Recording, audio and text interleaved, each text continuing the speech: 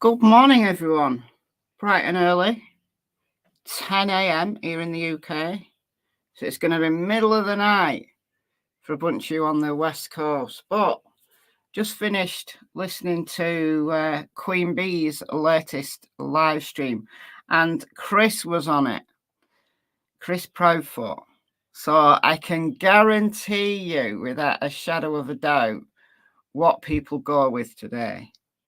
It will be Chris threatened YouTubers. And they'll ignore the rest of the really useful information that was on there. I can guarantee it. Does anybody want to do a bet? Because you'll lose if you don't think that that's what people will go with today. He threatened YouTubers. He threatened them. No. He must be guilty. He must be guilty because he threatened them. Right. We're going to talk about it all. So, sorry, guys, for those of you who don't like these live streams, but it's the only way I can get through a bulk of information. I can't condense all the information into a video that's less than 20 minutes. I'm afraid I just can't do it. So, we're here again. I'm going to say a few hellos before we get into it. I'm going to get into it very quickly because it's really interesting. Very, very interesting. Hello, Joe, Chrissy, Leah, Cat, Devil Doll, CW. Hello. Yeah, another live. Yet another one. Shaker Maker. We're early today. We are. It's not early for me. I've been up for hours, but I'm guessing it's early for most of you. But you can all watch it on the replay. So hello to all the replay viewers. CJ, Olwyn, Jewel, Angela, Insanity Mom, Dawn, VB. We've jumped. I hate it when it does that. Jean, Brittany, 5 a.m. in Ohio. Puppy Red Mustang, 501. It's actually, it'll be 503 now. Helen from Scotland, hello. Quiet Observer. Oh, that's me. I'm a very quiet observer. Jean, and a bunch of people. You missed me yesterday. I was here yesterday. I did a recorded video yesterday. I'm here every day. Hi, Scott H, fellow human. Yeah, hit that like in the way in. Just helps with the algorithm. Because we're here to talk about this young man here on your screen and the facts of the case, not the nonsense. You're not going to get nonsense on this channel. Never. And maybe a little bit of nonsense, but not very much. But this is Sebastian Rogers. He's a 15 years old, white male, brown hair, brown eyes, 5'5", just under 120 pounds.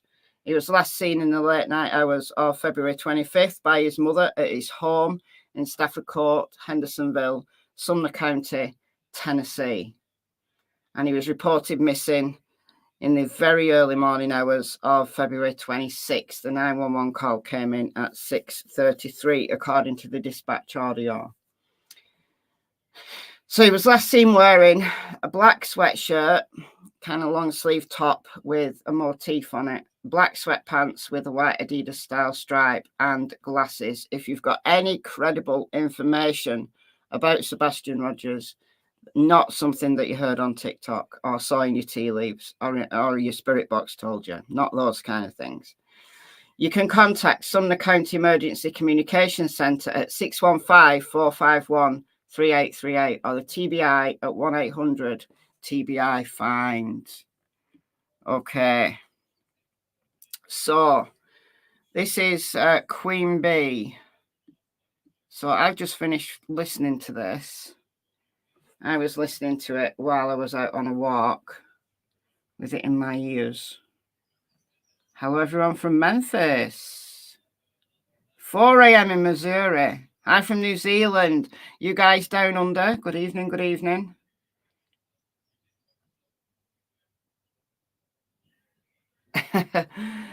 Yeah, prime time for you guys down under. Here in the bushes. Pennsylvania. Yeah, it's interesting. There's people from all over. Lots of Europeans in though at the moment. Finland. 12 o'clock. Midday in Finland. Coventry. Nashville, Ireland. All right. So I've got some timestamps. I'm not exactly sure when Chris came on. He came on about halfway through, I think. So the title's called Sunday Night Shambles. Let's recap open panel. And Chris came on. So the conversation got really interesting because he answered a bunch of questions. He answered everything that he could answer without, you know, upsetting law enforcement. There are certain things they can't say. They've been told they can't say certain things. And unlike Seth, Chris and Katie are abiding by what they can't say, which is good, because it means law enforcement will carry on talking to them. Manchester, 30 miles away. All right. So the link to this is already in the description box for replay viewers. And here it is for those of you who just want to go and listen to it, who haven't heard it. Want to go and listen to it without my commentary. You're very welcome to do so. All right. So we're going to start it at about the 2 hours and 20 mark. So we've got a conversation about cats and how much Sebastian loves cats. We've got a conversation about Chris and YouTubers, which everyone will run with. But what I really want to focus on, get through those things first, because they come first. So I'm doing it chronological order. He talked at some length about the dogs, the dog track, and why law enforcement don't consider it like, you know, what did they call it? They didn't say it was false, but they basically said there was no track. They were non-committal. Like in one press conference, they said they got tracks away from the home. We played the very, very useful press conference that Sumner County held on February 29th. So just 3 days after Sebastian disappeared. And they said they got tracks away from the home. But then they've kind of been non-committal about them. Whereas Chris has always said, yes, there was a dog track to the construction site. But it gives a lot more insight into it. And it was just very, very, very interesting. So I've got some comments to make on that as well. Anyone hear Chris McDonough's video from last night? I watched about, I would say, less than 5 minutes and turned it off. So no, but they do briefly talk about it in here.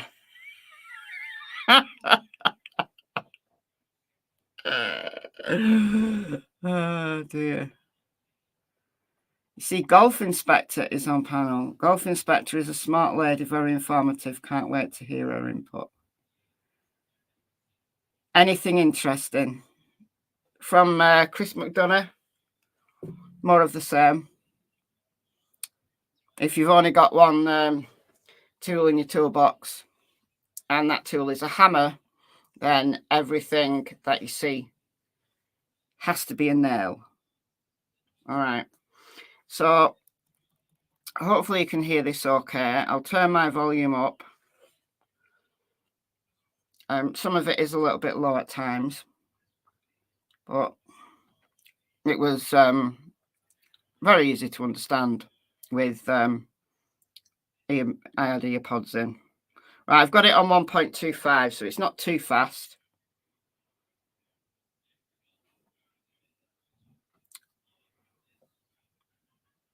All right. Okay. So this is just coming into the cats conversation. Not quite, but just coming into it. Not Sumner County. It has been Sumner County, local police departments that are in surrounding counties, TBI, Department of Corrections brought in corrections officers just to get another grouping look. I mean, you name it, they brought it in.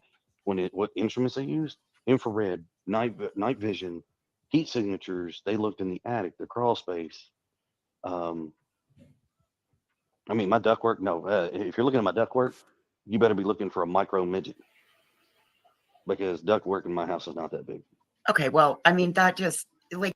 So that's the latter end of a conversation about how many times the house was searched. So numerous times, numerous law enforcement teams. So Sumner County, other counties, so teams from other counties, the TBI, they all searched. They use infrared, which can detect blood. Right? They shine an infrared light, and then if anything flares up, then they test it. Right? Infrared heat signatures, so they can tell if someone's hiding in a wall. That house was gone over with a fine-tooth comb.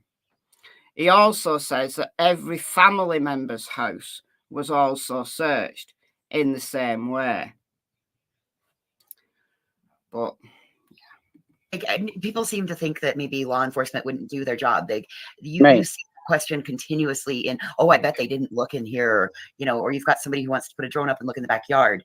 Do you honestly think that if that were the case, then Sebastian would be home and Chris and Katie would be making, and Seth would be making a completely different announcement? Like, I guess people needed to hear those words come out of your mouth. Like, yep, they did this, they did this, they did this, they did this, to understand that all of this. For people to understand this much, if Sebastian was found in my home from day 1 to day 8, if he had been found in this house, we would not be having these conversations. We would not be on a YouTube. We would not be part of social media. Right. It would have just been a very wham bam, thank you ma'am, quick case is solved and done and over with and moved on. But that's not the case. It's truly not.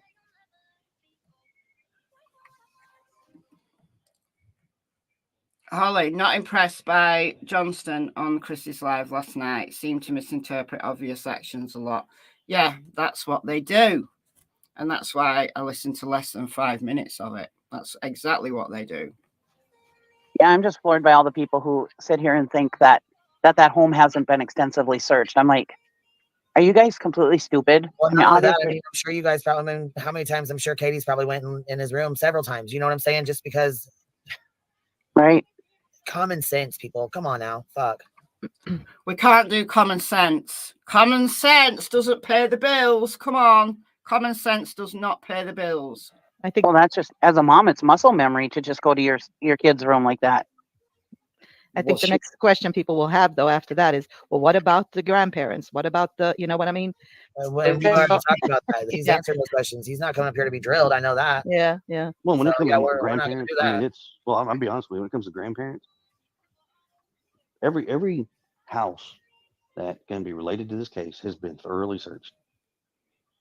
Seth's place got searched. My parents, my sisters, cousins, uncles, anybody that has been named in the investigation, all of their dwellings have been searched. Every single thing.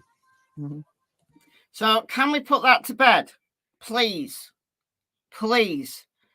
Sebastian has been gone for 3 months now. Can we put the most basic of information to bed? Can we just expect that law enforcement have thoroughly searched everybody's house that has the remotest connection to this case? Can we please move on? And not just once, but probably twice to 3 times over. I have a question. Mm-hmm. So let's run a scenario where like maybe someone has Sebastian and he manages to like escape or get away. If he's like agitated, scared, excited? Right. So this is the cat's conversation coming up. What would calm him down if someone came across him? A cat. Okay. Great cat, question. I kid you not. Do you have, what about music? Not necessarily. If he's running from somebody or trying to get away, the music is not going to be the number one thing on his mind. Right. I'm going to tell you right now, the thing that will get him most will be a cat. If somebody says, hey, we'll help you. You want to come sit with our cat and let us call your mom? Let us call so-and-so. You got a cat. You just became his best friend. Okay. Good to know. That's interesting. That is good to know. However, if there is that possibility that Sebastian has been lured away from the home, either by some kind of communication, I'm less likely to say a communication via an online means, because the Secret Service have analysed all that tech. So if there'd been some kind of communication by someone online to Sebastian, if anybody could find it, I'm guessing the Secret Service could. Now, there are certain apps and certain ways that people who are really clever can bypass, that kind of scrutiny. Somebody who's a very experienced pedo might be able to bypass it, but I'm less inclined to think that someone lured him, from online, like befriended him. It was my number one theory at first, but it's not my number one theory. I can't discount it by any stretch of the imagination, but it's not my number one theory now, just because of the time span. But he could have been befriended by someone in the, in the offline world, someone maybe that he's come across in the local community somehow. I don't know. And one of the first things that a predator will do to groom a person to befriend them is to find out what they like. So I guess it's possible if Sebastian said, I really like cats, someone said, I've got cats, I've got some kittens, do you want to come and see them? And that, in that way, a child will get into a vehicle without raising any alarm. However, we do know from the TBI, I went through all the TBI stuff 2 days ago in my live stream. So I did 5 cases in my live stream 2 days ago, all from Tennessee. Sebastian was the first case. So if you only want to listen to the info on Sebastian, then it's right at the beginning of the live stream. And they said that they've accounted for all the vehicles in the area, all the vehicles that were moving around in the area that day, that morning, during the time that Sebastian would have gone. So that's a little bit concerning, that it looks less likely that he's got into a vehicle, unless they were parked a long way away and walked him away, which, again, somebody who's very experienced at, abduction would maybe think about. But the more convoluted a possible escape route becomes, the less likely it is, obviously. Because most criminals, thankfully, are a little bit stupid. So it's good that they are, because it means that they get caught. But then again, the clever ones don't get caught. So could he have been lured away by the promise of seeing a cat? Maybe. But they don't talk about that here. They talk about the possibility that Sebastian may have seen a cat and gone out to see the cat. Within itself. Yep, useful. I mean, I kid you not, when Yeah. Sebastian's love for cats is so strong that still to this day, when me and his mom started dating, they had cats. And I am allergic to cats. So mom made the choice. They got rid of the cats so we could project and keep our life moving forward together. And still to this day, Sebastian will never let me live it down. Oh, I mean, that's not nice. That's not nice. So Chris got rid of his snake that he loved, but also he's also got rid of his cats in the past. That's mean. Look, I'm allergic to cats. I used to be really, really, really allergic to cats. I'm only slightly allergic to cats now because allergies change over time. So I live with a cat. At one point I had up to 4 cats. Now my allergies were bad when I had 4 cats in the house. But what I am really allergic to is rabbits. So I cannot sit in a room with a rabbit for very long without starting to really wheeze. And if you want to kill me, I'm telling you this right now, if you want to kill me, lock me in a room with a rabbit, because my allergy to rabbits is that severe that I would die. I would die. So I can understand it from Chris's perspective that if he's really allergic to cats, I mean really badly allergic to cats, because allergies vary in severity. Even though I'm allergic to life. I'm allergic to life. I'm allergic to all sorts of things. I react to stuff that I don't even know. I don't even know what I'm reacting to. So I'm on a bunch of antihistamines, not just those that you get over the counter for seasonal allergies, which I do have as well. Oh yeah. Speaking of allergies, the ridiculous nonsense that came out when Katie said that Sebastian is allergic to grass. And people have said, well, if he's allergic to grass, how did he go out with bare feet? Look, dude, the vast majority of people who are allergic to grass are allergic to the pollen. Pollen. When grass is seeding. Dear me. I'm allergic to grass. I'm mega allergic to grass. But I can control it. I can control my seasonal allergies, but my allergies to rabbits, nothing, literally nothing stops my allergies. So if you want to kill me, put me in a room with a rabbit.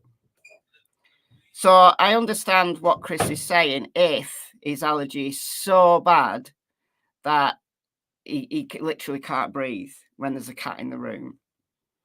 So it's sad that Sebastian had to lose his cats. Hopefully Seth's got a cat. Hopefully, Seth has, I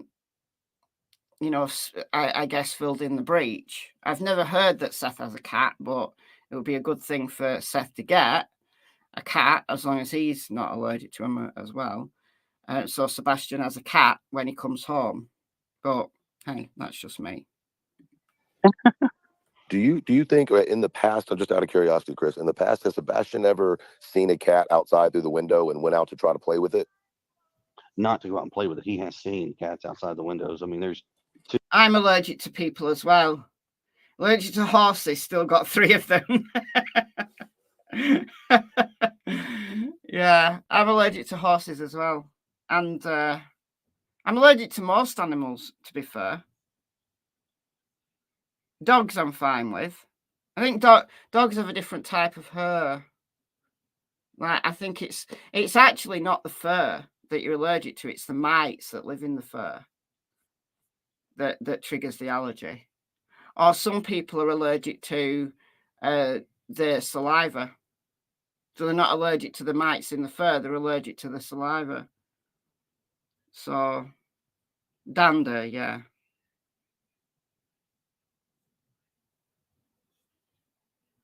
Justine, why have they got a house with so much grass everywhere? Why not a house with a yard instead?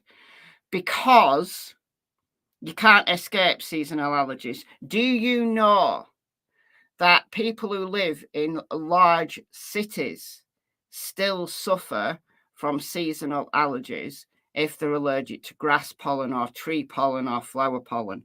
Why? Because the pollen travels miles on the wind. I live right next to miles and miles and miles of fields. Am I going to move because I have seasonal allergies? No, because people who live in cities still get the same seasonal allergies because the pollen travels miles on the wind. So there's that. So don't start blaming them for living where there's grass. That's just stupid.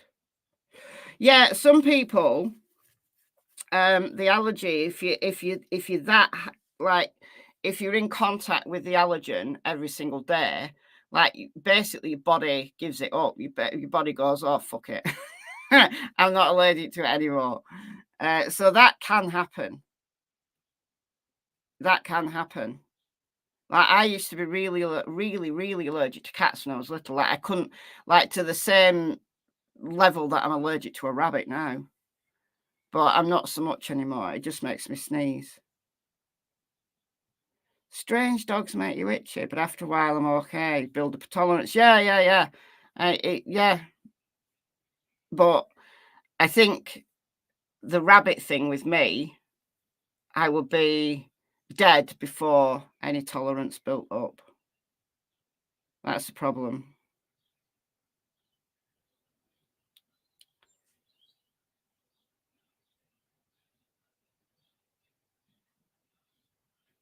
But it's horrible. You're allergic to the yeah, we're all allergic to the tax man. All right, let's move on. Two cats that run around our neighborhood that we know for a fact. One of them, it started out as kind of like a feral cat, but we know who the owners are and they call it Socks. But it's a great cat and it runs around. And then there's like an orangish yellow tabby cat, I think is what they call it. And it runs around the neighborhood. But I mean, that's it. He's seen them, but the cats don't come near him. Okay.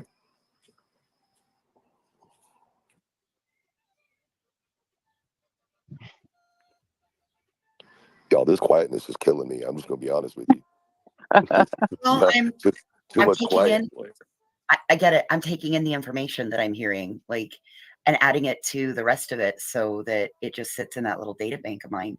So I was just processing about, like, he's seen the cats, but they've never, like, he's not petted them or anything. But if you talk to him about a cat or something like that, it would make him, you're going to be your new best friend. So those are just really interesting facts. What a sweet boy. Savage said tomorrow the tragedy pimps are going to be calling it Catgate. Right? Yeah. Well, I'm surprised. Well, you guys didn't even talk about Sebastian. You talked about cats the whole time. How dare you? I got another question about. I'm sorry. Go ahead. Wait, Chris was saying something. No, I was just going to say that in that released phone call with me and Terry Lynn, she actually tells me she's going to give Sebastian a cat. And I was like, really? Not here. He sent it to his dad's house, but not here. People ripped into that. Look, he'll kill cats. I was like, oh Christ. Yeah, I'm allergic to cats too. We got dogs, but I'm not having no damn cats. My kids love them, but I ain't having no fucking cats. Nope. My husband's definitely allergic to cats. Yep. Oh, I got a rule. I got enough boxes of shit. I'm not dealing with a cat that shits in a box. Nope. That's funny. That's funny. I've got to tell you, when I've got one cat, she's nearly 17. She's 17 in 2 weeks. And when she goes, I am not getting another cat. I'm not a cat person, I've got to tell you. Right, we're going to move on from the cat conversation. He did go on to say that Sebastian, like, they asked him a very common sense question. I know common sense is still on the ground around here, but if Sebastian saw a cat outside, is that the thing that could have triggered him to go outside? And they said, Chris said, well, it would be dark, so he wouldn't be able to see the cat, at night, because there's no street lights or anything. He won't be able to see a cat out the window, which I understand. But I wondered whether he heard cats. Like, if there's cats in the neighborhood, right, they fight, don't they? They're very territorial, and cats have got this like kind of thing that's really loud at night. And I'm wondering whether Sebastian heard cats and went out. And that's why he went down the side of the fence and then back up and then across the neighbour's backyard. I don't know. But Anyway, they moved on. Chris seems to think that, you know, it wouldn't be the cat that would have inspired him to go out. But I'm open-minded. If Sebastian loves cats so much, then hearing a cat outside might have been the thing that made him go out. Socks, yeah. Yeah, like if they've got like white paws that look like they're wearing socks. Like socks is quite a common name for cats. Anyway, I'm going to move on. Okay, next timestamp. We're going to talk about Chris threatening YouTubers next. So 237. 237. About there. I think. Okay. Sebastian just kind of looked at him and just kind of gave him this roar, like, "I'm bigger than you!" Roar. It was pretty funny. I was like, That's great. Oh yeah, right. So this is the latter end of a conversation about Sebastian. Would he have gone out at night? Yeah. He's not afraid of the dark. He likes haunted houses. He's just not scared. So people saying that he'd be too scared to go out in the dark, no. He actually likes it. He likes the dark, and he likes visiting haunted houses. So going out at night where things are ever so slightly spooky, that might be something that Sebastian did. And they also asked Chris whether does he think that Sebastian's done this before, like gone out at night on his own and they've no idea. And he said, yeah, it's absolutely possible. Like, you know, Chris is not there most of the time, but if he is there, or Katie, like if they're asleep, they're not going to know, are they? They're not going to know. He could have gone out every single night and they wouldn't have known, as long as he'd gone back and got in his room and gone to sleep and done it all quietly. And no, dogs don't bark when you go out. I've heard some ridiculous things in the last 24 hours. Why would your dog bark when you go out? Like the two little dogs. Why would they bark if they heard him going out? Especially if they're used to him going out at night.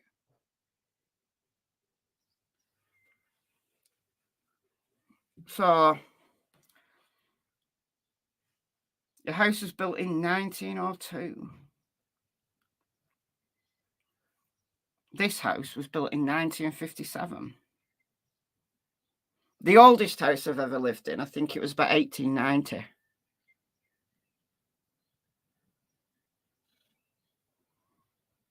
I've never lived in a new house, like a brand new house. I don't like the new house styles. They're horrible.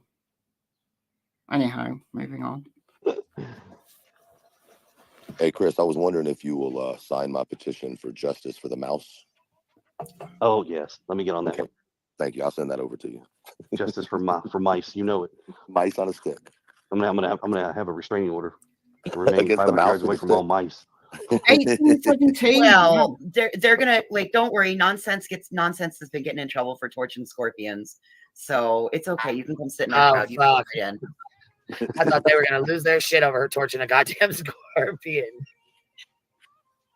I'm guessing they're all friends of a certain organization about animals, I guess. Nope, they were just some YouTubers that just lost their mind over scorpions. I mean, like if you live in Arizona, that's part of. Yeah, if you live where she lives, that's so part of the backyard. Like, yeah, they did. Didn't they say you used to get up in the middle of the night and have snacks? Yes. He would get up regularly in the middle of the night. So how do we know that he didn't, go out and into the kitchen, get a couple of snacks, and then go outside and eat his snacks outside when he's out for a walk? Is it true Sebastian is allergic to grass? I've heard some say, but I can't verify it. Absolutely. Katie said that Sebastian's allergic to grass. We've just had that conversation that the vast majority of people who are allergic to grass, they're not allergic to the actual stalks of the grass. They're allergic to the pollen So when grass is pollinating and all the seeds are flying everywhere, then that's the allergy. It's one of the most common allergies. I've got it. We call it hay fever here in the UK. I don't know what you guys call it, but it's I'm allergic to grass pollen, like I've been tested. So I'm not allergic to flowers. I'm not allergic to trees. It's just grass. Some people are allergic to like the whole lot. Like I used to work with someone who was allergic to tree pollen. Like she was fine with grass, fine with flowers. It was just certain trees that would trigger her. So, yeah. So the fact that Sebastian went out at night, actually, it might have been more comfortable for him to go out at night if he was allergic to grass, because obviously when it's dark, grass isn't pollinating. Anywhere southwest of the United States, that's probably going to be a commonality. I mean, tree common's the most popular, most common. Is it really? But it was just certain trees with her, like not all trees, just certain trees. You can literally be allergic to anything. You can be allergic to water. You'd be allergic to anything.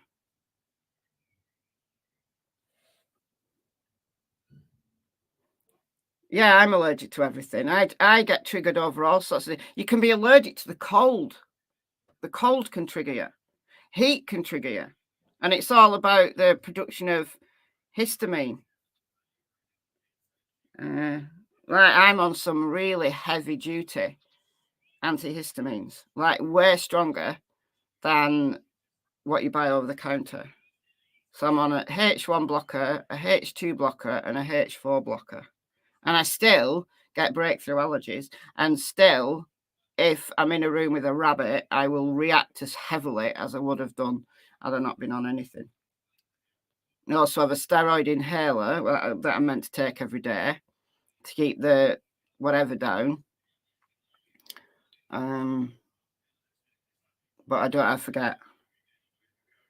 Bama Forever member for 21 months. 21 months. No work for you today. Good stuff. Water impossible. No, it's not. It's not. People can be allergic to water. Like water, like splashing on the skin.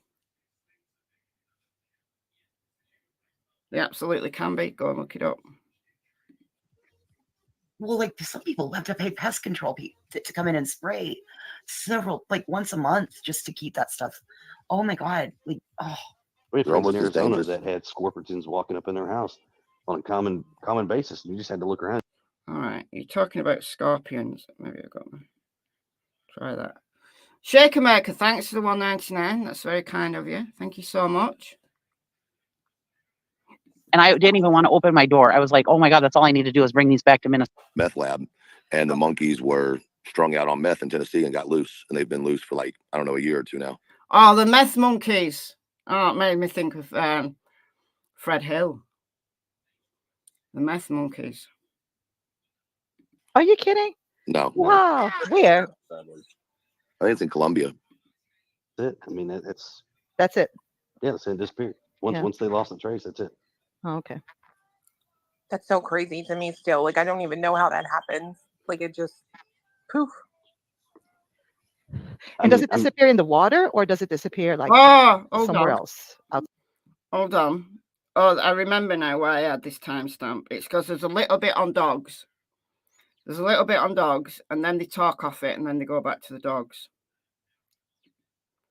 So I'll just keep that running.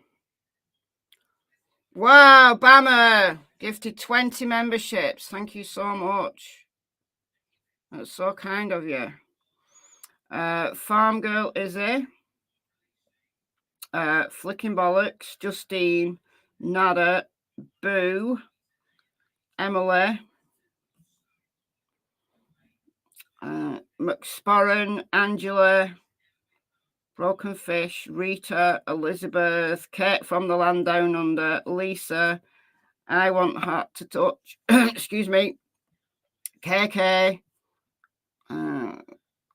Geeky's Eyes, Rainy Days, Crazy Bunch, Dark Times, Fruit Fly. Thank you so much. That's very generous. Thank you. Thank you. So you guys, 20 new members, get a month's free membership, courtesy of Bammer. All right. So there's a bit about the dogs, then they talk off it, and then they go back to it. Go back to it in a bit. And in somewhere in there, there's funny things about YouTubers. There's Swipe Dom bombing into cars. It's amazing. They're everywhere. We have meth monkeys too. I don't know if you're familiar with those, but we definitely have those in Tennessee. Meth yeah, monkeys? those are everywhere. Yeah, meth monkeys. What is that? I have never heard of that. So there was a guy that kept a bunch of monkeys, and he had an active meth lab, and the monkeys were strung out on meth in Tennessee and got loose, and they've been loose. It was Fred Hill. Fred Hill did that. Joke. Or am I? Am I joking? Fred Hill's meth monkeys. Loose for like, I don't know, a year or two now. Are you kidding? No. Wow. Where? I think it's in Colombia. So we got fentanyl ferrets too. They run around here. What did you say? Did you say fentanyl ferrets? Yeah. I'm done. Where is this conversation going? Oh, well, you know what's Do next? that. It's going to be bath salt deers, okay? That was where I was going to chime in with. We got chronic wasting disease. Our deers look like zombies out here. So We're gonna have mushroom eagles, just tripping and falling into people. Oh, I can see it tomorrow. Chris was talking about doing drugs. I maybe this has probably been brought up before, but I am very fascinated with the retention pond, and I don't know if you can elaborate on that at all, because the traces seem to stop.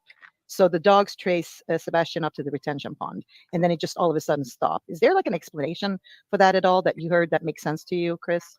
the scent disappeared. Yeah. That's it. I mean, That's it. yeah, the scent disappeared. Once they lost the trace, that's it. Oh, okay. That's so crazy to me still. Like, I don't even know how that happens. Like, it just poof. And does it disappear in the water, or does it disappear like somewhere else outside of it? Do you Well, know the dog that? went into the water. Yeah. But I mean, once he comes out of the water, if he comes physically out of the water, Well, they can't detect in the water, can they? Some can. the scent was strong enough that the dog jumped in the water. Yeah. They can detect in the water. It's just a change of environment. So some dogs, it confuses them. But we've talked at length on this channel about why that scent might have been lost. And is it because he was covered in mud? Did he fall in the mud? Maybe that's why he didn't go home, because he knew he'd be in trouble. Why was that scent lost? It's always possible he got into a car at that point. However, if all the cars in the neighborhood have been accounted for, and actually it said all the cars in the area, not just all the cars in the neighborhood, have been accounted for. Oh, wow. Granted, Okay, see, keep I in didn't mind, even know this that. Now hold on. retention- If he jumped in the water, did they drain the pond? Oh yeah. Oh, so all right. So here's the thing with this retention pond. The first dog beelines over that way. He's got a strong scent. He's gone. And I mean, there's an audio tape from the dispatch to the law enforcement officers. There is indeed. That's Max. Max dove straight into the water. And you can hear all of this on that tape. So for anybody who says I'm making, Was the water around that area searched? Yes. EquiSearch cleared 50 ponds in the area. The creek was searched as well. So yes, absolutely.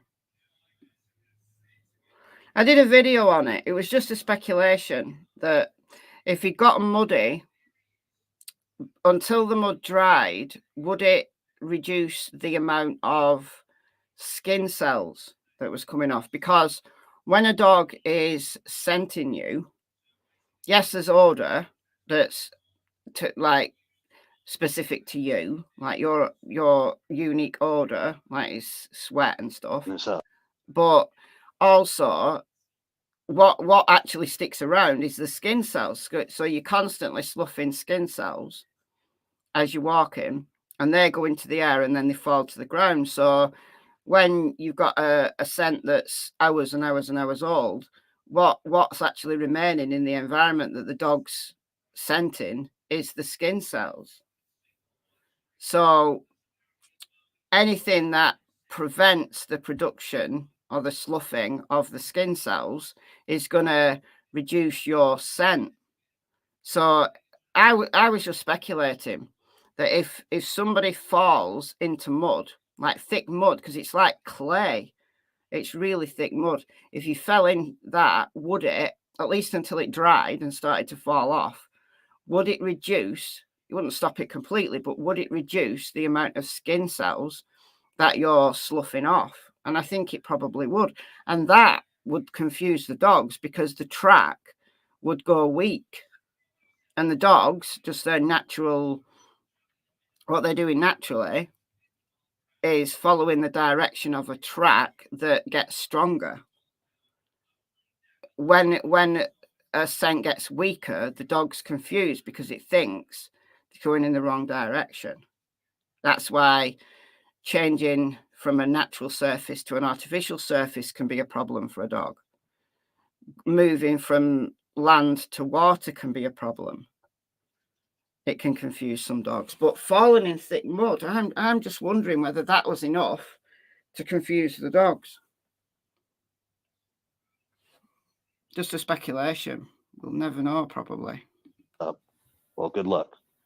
But on the tape, when you hear the dispatcher tell the officer tells the dispatch, hey, said more people over here. Max has got a scent and he's headed to the retention pond. They get there, he jumps in the water. And the retention pond at the time was no deeper than my knee. So we're talking less than 3 feet deep. And but it would have been thick mud. If you watched Trey from Narc Divers, when he cleared that pond, he went to the same retention pond. I've got the footage on my channel. And it was after that pond had been drained and Trey walked it. And it was like over his ankles in mud. And in some places, it was really thick because he was reaching down to feel about in the mud. And it was really thick. So if you fell in it, you would literally get covered in it. Susan, thank you for the $4.99. That's very kind of you. Thank you. Thank you.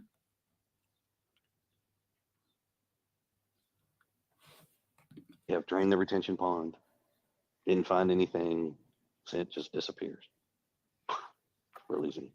You know, with that 911 or with that communication call, you can hear Max, with the handler of Max, talking about finding a footprint. Do you remember hearing that part? Oh, this is interesting. So they talk off it and then go back to it.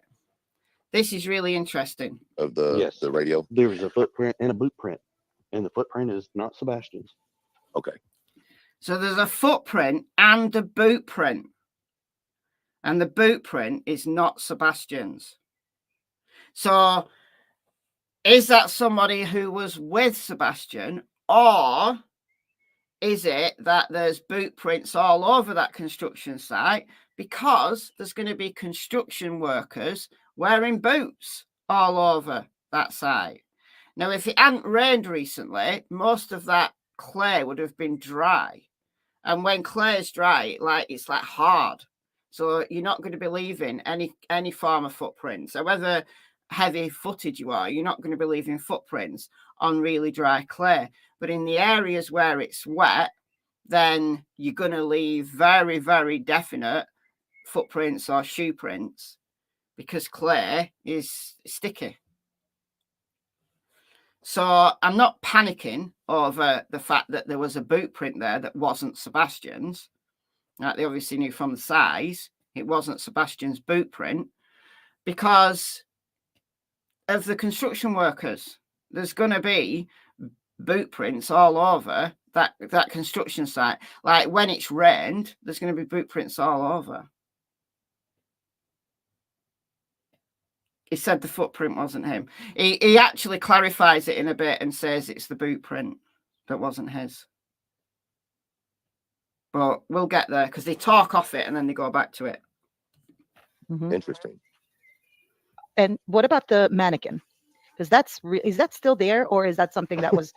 So that mannequin has been in that barn window since I was a child that went to Beach Elementary School myself. Okay. So it's not another one. It's not like one's just standing loose in the area. No, they dress the mannequin up Mhm. by season. Right now he's in his summer attire, so I think he's got like a Hawaiian shirt on right now. And I think he's got a baseball cap on, if I remember correctly. He does. Yeah, see. And then in the fall, come Christmas time, he'll be dressed up as Santa Claus in the window. Oh, funny. Halloween, they dress it up with the costume. I mean, that thing has been a staple there since I was a kid, and I just hope they keep doing it. I got to back up just a second, because you said there's a footprint and a boot print, and the footprint is not Sebastian's. Correct. So that is an active construction site. Right. Okay, they had to make the retention pond first and foremost. That retention pond never existed. There was something. They did say a footprint again, didn't they? I was listening to this when I was going out for a walk. Let me just back up again. Travel down to the retention pond. That could be why. What a retention pond's for. Audio tape from the dispatch in a boot print. And the footprint is not Sebastian's. So the footprint's not Sebastian's. The footprint's not Sebastian's. I thought he clarified it a bit later, that it's the boot print. But let's carry on listening. Let's not jump our guns here. Mhm. Interesting. And what about the mannequin? Because is that still there, or is that something that was? So that mannequin has been in that barn window since I was a child that went to Beach Elementary School myself. Okay.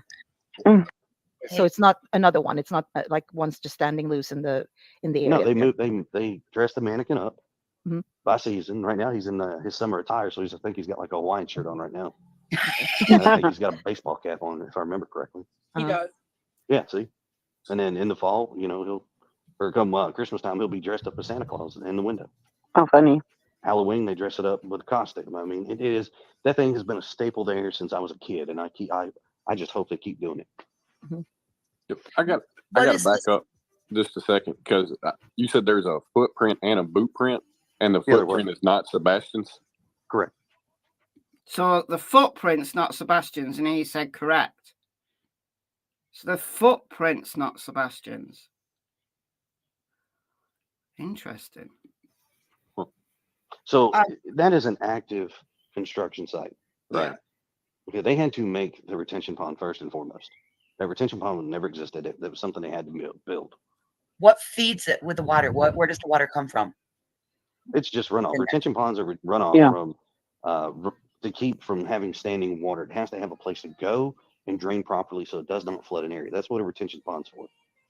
So every subdivision, every place like that, there has to be a steady flow of water so nothing can be standing.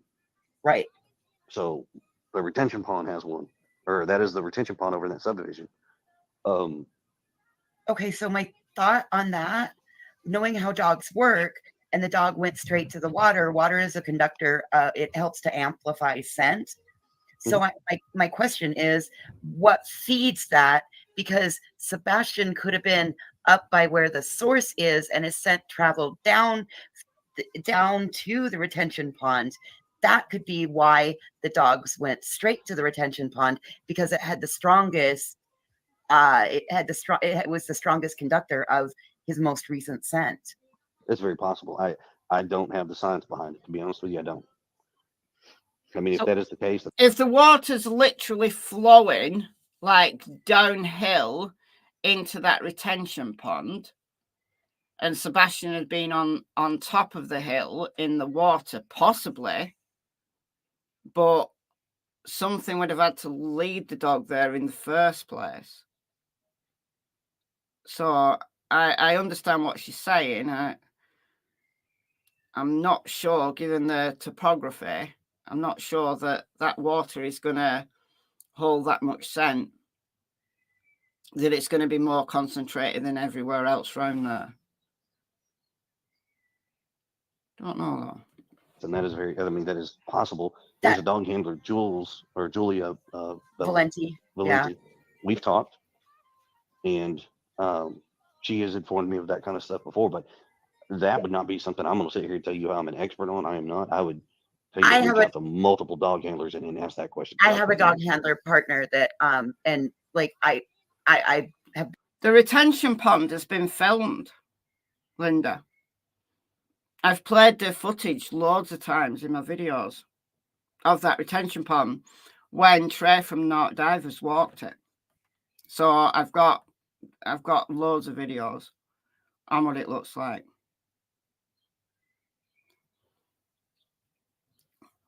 So was it a different size footprint? Yeah. What size was the boot print? This is strange. They go back to talk about it.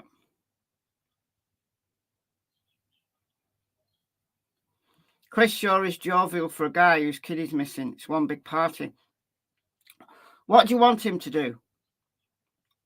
Do you want him to sit and cry? This is 3 months later. Do you need him to have cried non-stop for 3 months? Is that the only thing that will make you believe that he's not guilty? Well, how do you think you continue your life if you do that? How does that work in your everyday life if you do that?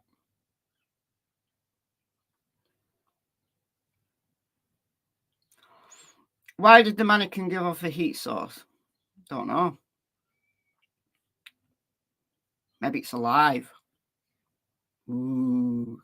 been on multiple things locally, and I like that's just part of the training that comes with it, is that water is a major scent conductor. When we searched for Amelia Brooks out of Billings, Montana, that's how we got led to where her remains were found, was because the dog alerted off a chute from the Yellowstone River, and she was off the Yellowstone River. And what it did was the dog caught her scent, and then the water is what amplified it, and she was up the way from where the dog first caught her scent. That's a river, though. Not the same as a retention pond. Because a retention pond, it's not constantly getting water flowing into it. Unless there's been a flood. And then, of course, there would be. But I'm not sure on the night Sebastian disappeared that there was active water flowing into that retention pond. Like a river, I understand absolutely what she's saying if it's a river. Whoa, Bama Forever, you're being incredibly generous today. $50. Thank you so much. Thank you, thank you. I have to get ready for Memorial Day service. Remember those who sacrificed it for us all. Finish it on the replay. Thank you so much. Thank you, thank you. We don't do Memorial Day here, not on this day. We do Remembrance Day, which is on the 13th of November. No, 11th of November, sorry. The 11th of November. We do a Remembrance Day. So it's the 11th of November when the First World War finished. That's the day that we use. But it's now a day to remember all those who have served in the military. And everybody, whatever skirmish or war or service you did, then yeah, thank you for your service. It's big. It's big. My great granddad was in the First World War. He fought in the Battle of the Somme, and he survived, unlike thousands and thousands and thousands of people who died in one day. Battle of the Somme, look it up. It's horrible. Anyway, that's why I was just curious as to why or what feeds that retention pond. I know how it works. It's just to keep it moving and the flow. But I would be curious as to where the source of that water went. And that's where I would have somebody start with some dogs, Chris. Well, so the water, okay, so that construction site has a slight elevation. Hold on, right. I'm going to go to the map here. So this looks different than it does now, because this is last July. So the retention pond is around here. So let's have a look. So obviously the retention pond is going to be the lowest, like the lowest area, isn't it? So you can't really tell. Hold on.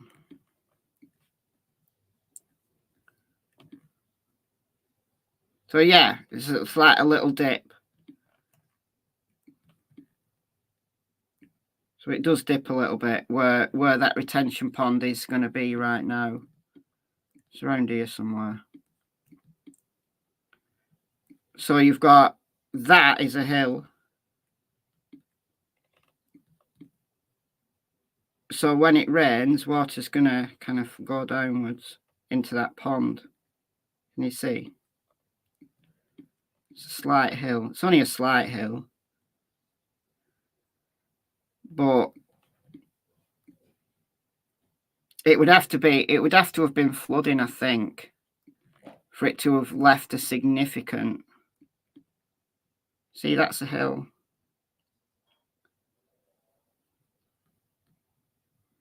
That's a hill. I would like to have seen the dogs restarted on this tree line. I don't know whether they did that. Because that tree line is on top of that hill. I've said that not just because it's on a hill. I've only actually just considered the hill. But the tree line is going to hold scent. So if his scent continued to be there, but away from the retention pond, then restarting the dogs on the tree line, I think, would have been useful. Maybe they did. I don't know. But look, that is a hill. There's a definite, like, there's a ridge line there.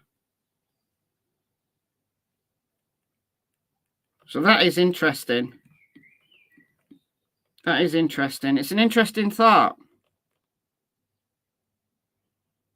Was there a concentration of scent in that pond? And why was there? There obviously was, for Max to jump in. Like that excited to jump in.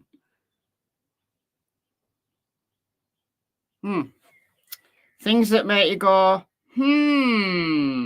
Quiet Observer, thank you for joining. Welcome to the Secret Agents Club. Thank you, thank you. Any pups yet? No, not yet. She's due on Thursday. We're talking about Clem here, who's one of my daughter's dogs, not Cassie. When I put a picture in my members area of Clem, people thought it was Cassie. People were like, oh my God, Cassie's having pups. No. It's Clem, one of my daughter's springers. She's having pups. She's due on Thursday.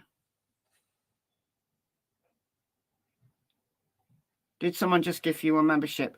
Yes. We had 20 memberships gifted earlier from Bama, who's gone to Memorial Day now. Okay. From up top where they cleared out the new phase. So all of that water is running from somewhere up on the top. I mean, it just hits and it starts flowing. But I mean, there's not one particular source from where that water starts flowing from. Yeah. It just it's not the same as a river. That's the thing. And if you did a Google search right now and you looked at probably most updated pictures, you'll see the construction going on.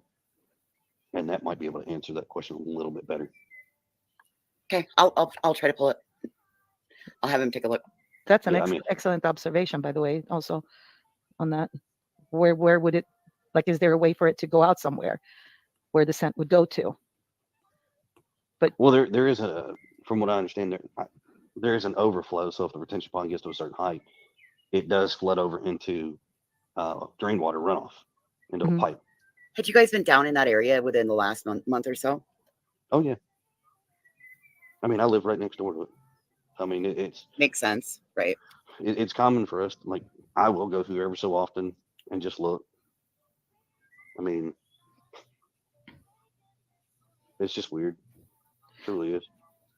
So you mentioned the footprints, and yes, I understand there's construction going on there. But when you say footprints, was it like a actual footprint without a shoe? Right. Let's listen very carefully here. Shoe, or there was no footprint without a shoe? No, there's a footprint without a shoe. Now, keep in mind that there are already families in that subdivision living near that retention pond, and there are children that are running around there. So the footprint did not meet the size of Sebastian. Okay. So the footprint wasn't Sebastian's size.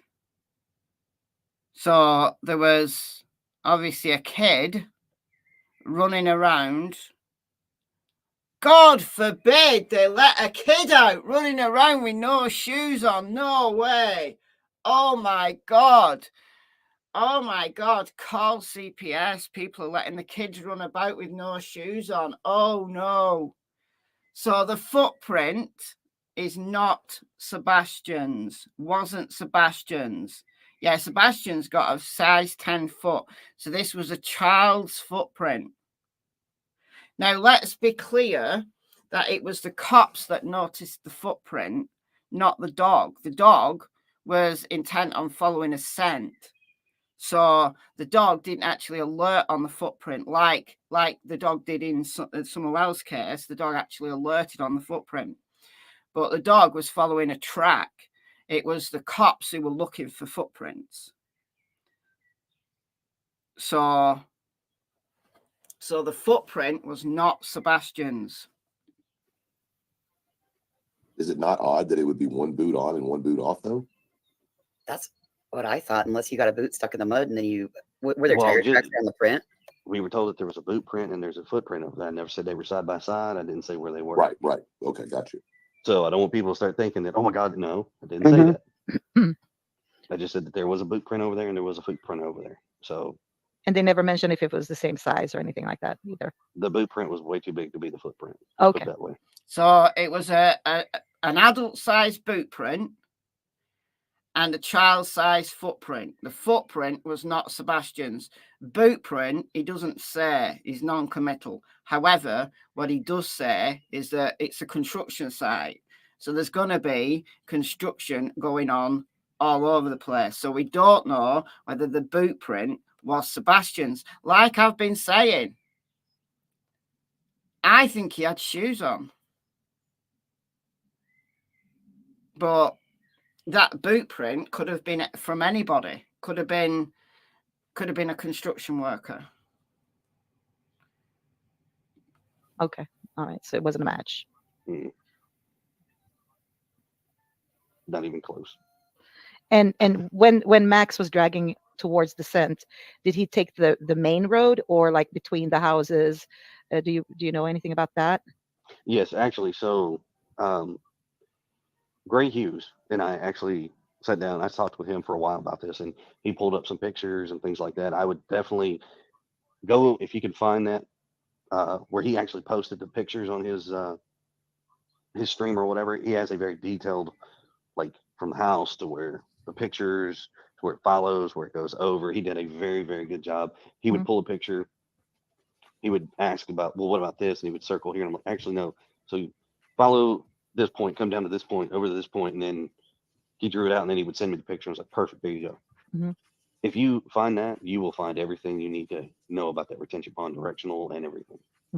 Ray is amazing with that stuff.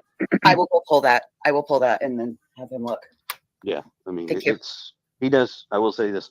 I know a lot of people don't necessarily agree with some of the things that he says on his show, but the conversations we have had have been good, informative conversations. Nothing opinionated from anybody. It's just our conversation has been me and him, not on his show. It's just been us two talking.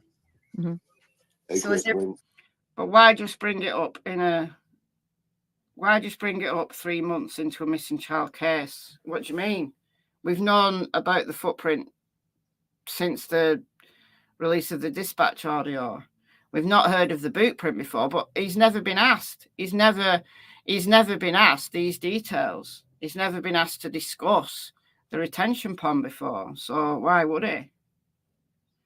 And there are certain things that he's reluctant to talk about. There may be other things that were evident there at that construction site that he can't talk about. We don't know. Did Ellie know Sebastian's feet size? Yes. When law enforcement was came back out to the public and said that it wasn't a like a positive hit or a positive track, and I'm sure that they talked to y'all. You're obviously talking about them following the path. Is the reason why they said what they did because it didn't lead to finding Sebastian, or is it because they're saying the dogs didn't have a track at all? So I don't actually know. All I know is there were 3 dogs. that followed the same path. 3 different dogs. They weren't in the same groups either. It was different groups. And 3 dogs do wind up going to that same spot. Now, that's 3 out of anywhere from 13 to 18 different dogs that had That's been what in I my was just house. going to ask. Were there other And dogs that went other ways? oh yeah, every single dog all took its own little path doing whatever. 3 of them went to the same area, but most of them all kind of went in their own area. And did any of those dogs, the ones that didn't go to the retention pond, did any of those other dogs all go to, like any 2 hit on the same area? That I don't know. As far as I know, only 3 out of that number had the same path. Now, the rest of these dogs all went in various directions. But they all pretty much started the exact same spot. Okay. Most of them, so like on day 1, I know for a fact there was 5 dogs that walked in my house. 5. Right. On day 1. And that was, so Max, the Belgian Malinois, he came in first. Max is a German Shepherd, not a Malinois. The picture I've got of Max and Rex, the other dog from Sumner County, they're both German Shepherds. But just saying. And we had a blue heeler, 2 bloodhounds, and a blue tick. That was day 1. Yeah. How That was many probably your city, your county, your search and rescue, and a couple volunteers locally that law enforcement are like their first taps. That's generally your first string that comes in. They bring your city, your county, and the dogs who were there on day 1 would be more reliable. Why? Because the scent would be fresher. And also within that group, you've got 2 bloodhounds and a blue tick coonhound, both of whom have got superior senses of smell compared to other dogs like Malinois and German Shepherds. Yeah, they're great scenters, but they're nowhere near in the same bracket as a bloodhound. The reason why the police and the military use Malinois and Shepherds as scent dogs is because they're good all-rounders. Not only are they good scenters, they're also very trainable, and they do a bunch of other stuff as well. Bloodhounds have got a one-track mind. All they want to do is put their nose to the floor and keep going, right? You can't train them in protection work. I mean, you maybe could, but I don't think they'd be that good at it. Whereas Malinois, all the Shepherd varieties that the cops use, they are good all-rounders, very athletic, very trainable, and bloodhounds are less favoured except for their scenting abilities. In the UK, I've said this numerous times, police services and search agencies don't tend to use bloodhounds. They tend to use either Springers or Shepherds. Because bloodhounds are awkward. They're just awkward. They're like any of the scent hounds. They've got a mind of their own. They're just awkward. Oh, I'm going to do a members live. I was going to do it this weekend, but then the weekend just disappeared around me, so I didn't. About drug dogs and explosive dogs and stuff like that. I've got some good videos to show you. There's some videos called the Beagle Brigade, which is so good. But yeah, I'm going to do it soon, like within the next few days. Then search and rescue, and then generally their first 2 to 3 on their call list. So on the first day, Chris, how many of those 5 dogs went to the retention pond? 1 that I know. 1 of them. So 4 did not. Okay, gotcha. Great. There was the blue tick as well. It was one of the bloodhounds. So there was Max, right? On the first day, there was Max. Then there was a bloodhound and a blue tick coonhound. And then days later, there was another dog, which the breed I don't know. But that came days later. That's what Chris told Trey from Not Divers. We've got that on tape. That's what he told Trey from Not Divers. So Let me just show you the picture. I'll have to. I did this for a. Hold on. I'll have to do this because it's on PowerPoint and. All right.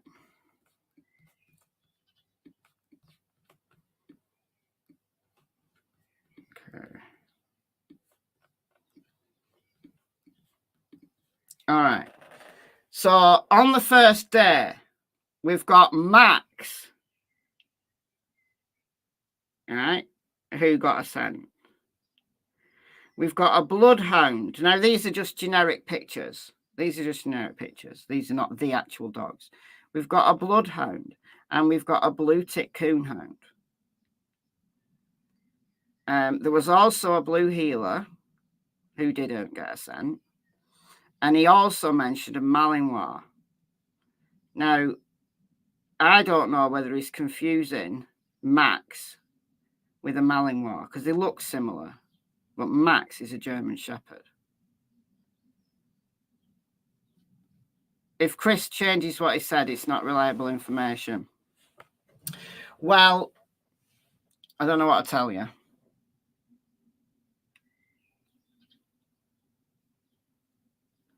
This is getting ridiculous now. Has anybody thought this might not be a true story for whatever reason? We know it's true. We know it's true. It's on the dispatch audio. Justine, it's on the dispatch audio. We know it's true. It's not ridiculous. We know it's true. Are you saying that the dispatch audio is fake? Because just go to Broadcastify, look at the archives for Sumner County on the 26th of February and listen to it yourself. I don't know what to tell you. It's true. Only Max is on the dispatch audio. Yes, he is. Only Max is on the dispatch audio. But we do know that there was bunches of dogs there.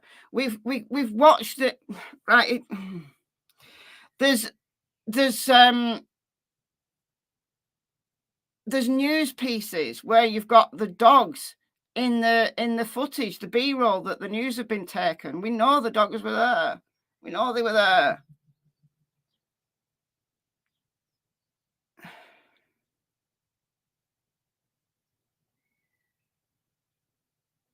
Oh my God, chill. It's just annoying. It's annoying when people are not listening to the basic facts. Anyhow. And like I said, it was 3 different dogs from 3 different groups. Yeah, that's pretty This standard. is When we did, sorry, Queen. No, that's all right, baby. I didn't mean to cut you off. Go ahead. When we did the search up on Crystal Creek for Danielle Messick, we had 16 dogs and 9 handlers, and they came from all over the country. So that's very common for it to be different groups. I'm more curious. No, Pincho. Police have made a fact to say they didn't track Sebastian. No, they haven't said that. They've said they got tracks away from the house. They got tracks leading away from the house. Those were the words of Sumner County EMS chief on the 29th of February. It's exactly what they said. They got tracks away from the house. The problem is that not all the dogs followed the same track. That's the problem. That we had 4 dogs that followed the same track, which is the track that's on your screen right now. That's Gray Hughes's video. So that's Gray Hughes's. I did this one. Hold on. Once again, I'm going to have to screenshot it. So it won't let me show PowerPoint on this where I'm sharing my screen. So that's Gray Hughes's. And I did this based on what Chris told Trey from Not Divers.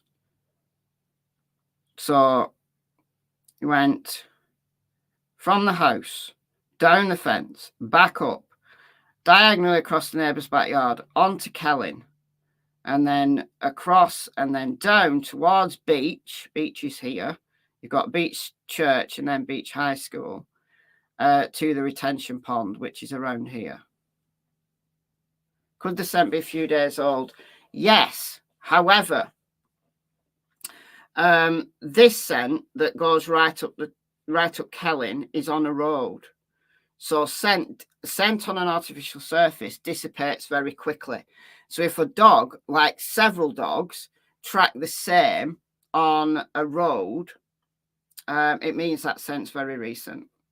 Because scent on an artificial surface has nowhere to bed in. So it blows all over the place. Now, one of the reasons why dogs might have gone off in different directions is because some of them could have been picking up on older scent. So let's say, for example, in the days previous, maybe Sebastian, I don't know, went playing behind the houses here. Well, maybe a dog picked up on that, because anywhere on a natural surface like grass, especially along tree lines, it holds the scent, and it can hold the scent for a long time. So it's perfectly possible that the dogs, some of the dogs that didn't follow this same track have been following old tracks if it's on a natural surface. Also, you've got scent pooling, which is an issue. And the older that track is, the more likely this is to be a problem.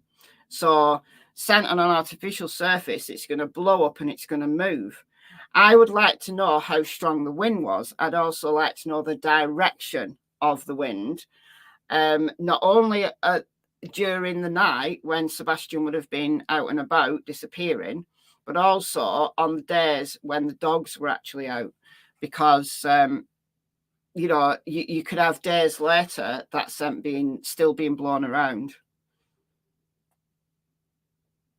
So the fact that a lot of this is on an artificial surface, I would say the ones who followed up the road on that artificial surface, that's a very recent track.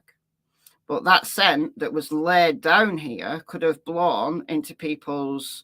They tend to, you know, just like go out right in the wind, and I don't know, throw some, I don't know, something like talcum powder, throw talcum powder up into the air and watch it, and watch the direction it goes in, and you'll get some that will just blow away, you'll get some that will fall to the ground, you'll get some that will move, like it'll pool against houses, against fences, against trees.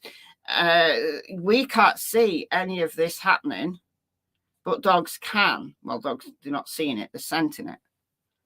So there's lots of reasons why dogs could have gone off in different directions. One of it is because some of them could be picking up on old tracks, but also you've got this problem of the wind blowing scent around. And the older the scent is, especially on an artificial surface, the less reliable that track's going to be, because you're going to get it being blown all over the place.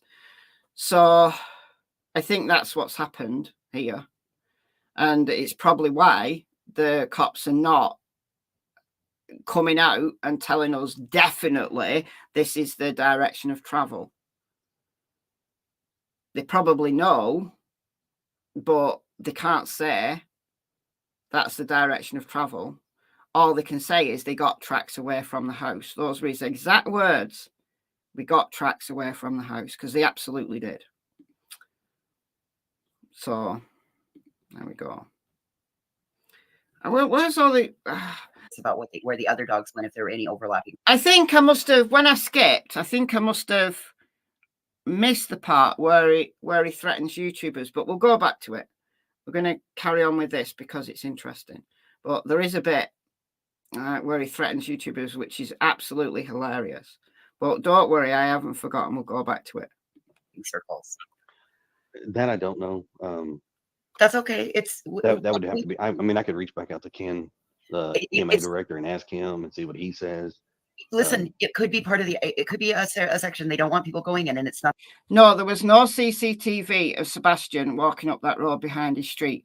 No, for the reasons that I've talked about multiple times. I did a long live stream the other day. I've done videos about it for those who prefer shorter videos, but I did a long live stream the other day where I actually measured the distance of the cameras that were pointed out on the dispatch audio from the road. So please go and watch that. It's very, very important. Also, remember, it was dark. It was dark. Not a problem. If they haven't told you, there's no reason to stress on anything like that. It's not, honestly, it's not my place. And out of those dogs, do you know? It's not strange that there's no footage of him. It's not strange for all of the reasons that I've pointed out many times previous. Not strange. Not strange at all.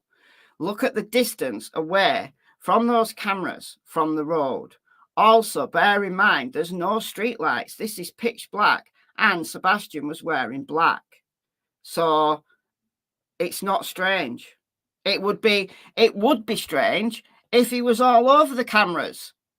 Like, that would mean that he was going up to cameras, like attracting their attention, being right close to them. That would be weird. But the fact he was just walking along, minding his own business without a care in the world, he's not being caught on cameras because it's dark. They're not being triggered. The cameras are not being triggered. Simple as that. Ring cameras, look at the capacity of a ring camera. You're looking at about 30 feet, like maximum that it's going to pick you up. And if you just walk by, it's not going to pick you up because it's not got, it's motion sensors. It's not got time to pick you up. It's honestly, it's not rocket science. Do you have any idea if, which one, cadaver dogs, whatever they are called, if there was a difference between the three type of dogs? That I do not know. You don't And know. they probably ain't gonna tell him that. You know what I mean? Okay. That's between that's the police department. You know what I'm saying? Like, that's Yeah. their, they ain't gonna tell him that. This is what you did with Gray Hughes. This is the map and stuff. Oh, cool. So it just says this is what him and Chris worked on. Yeah. Where he kind of explains stuff. Just because people keep asking about this retention pond, maybe it'll give them a better idea of where they're looking. You know what I'm saying? Can you kind of explain this, or do you want me to turn it up and have Gray do it? No, I mean, I can do it. I mean, it don't matter. Okay. Well, I just didn't want to, you know what I'm saying? I know that I appreciate you coming back on here. I feel like people are just grilling the fuck out of you. Concentrating on the tracks could be confirmation bias. It could be confirmation bias. However, this is factual information. It's factual information, so it depends on how you interpret it as to whether is there information that supersedes it? Is there information that completely negates it? No, there isn't. There isn't any. So for that reason, we can just put it down as a basic fact. This happened. It is a fact. You're not putting, Pinchot. No. The police said they got tracks away from the home. I can't. Right. You're not right. Sebastian Rogers, press conference. Press conference.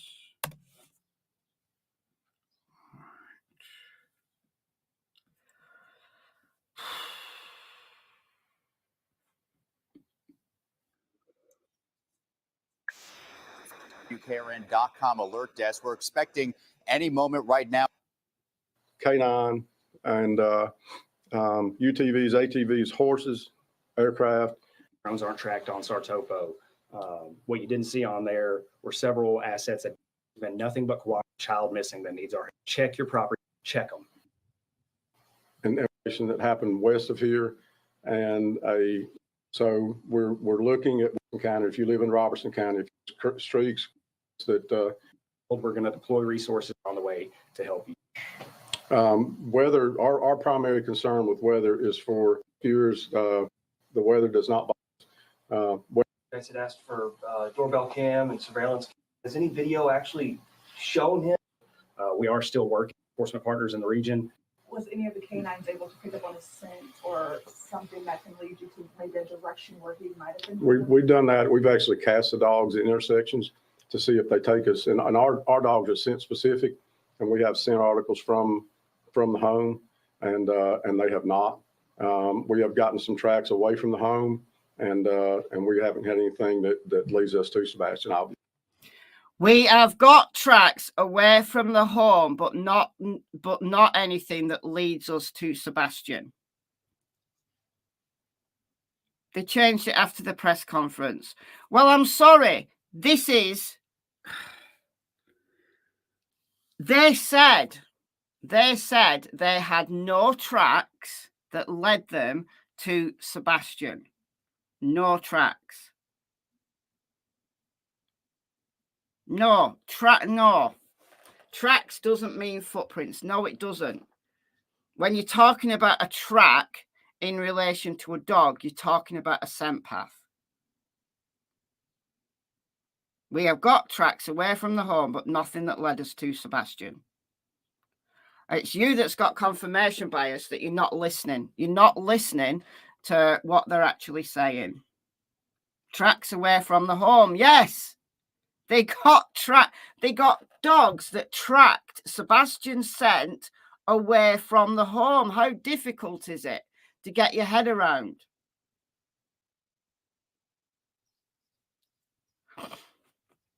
Honestly, listen, I'm speaking to people who just want to listen to salacious stories. That's what I'm coming to the conclusion of, because day in, day out, I try to explain these things in the most factual way possible and give you the receipts, and I'm still not making any headway here. I'm not making any headway. People just want to listen to the salaciousness. So I'm not going to play anymore.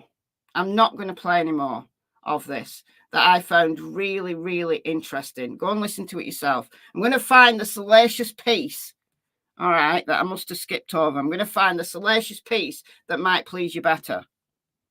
He's ever gone out the door in the middle of the night without y'all knowing? Is that a possibility? I honestly think that if that were the case, then Sebastian would be home and Chris and Katie would stop. One way or another, you're going in and out of it. Yep, absolutely. After That's that. not the case. Not just once, but probably twice to 3 times over. And they had cats. I get it. I'm taking in the information that I got a rule. I got enough boxes of shit. I'm not. You know, the cat thing and all. And walks all the way around the neighborhood, floating around. Okay, that's all I was curious about. Yeah, ain't my clowns, ain't my circus. I know. Are you referring to the interview we were watching? Oh, here we go. I just skipped over it. I knew it was in the middle. I knew it was between the cats and the dogs, but I just skipped over it because I'm not very good at I put timestamps down and then I think, oh, that's interesting, and then I just completely get the wrong timestamps. Anyway, here it is. This is the bit.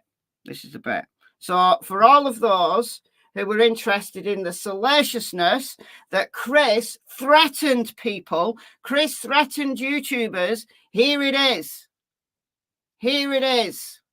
Right? You don't want the facts, therefore, let's go to the salacious detail here.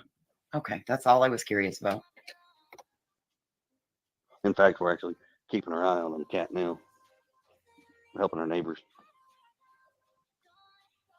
Because all these storms and stuff, kind of, everybody's watching everybody's pets and stuff just to make sure everybody's animals are good. Right. Hey, JP.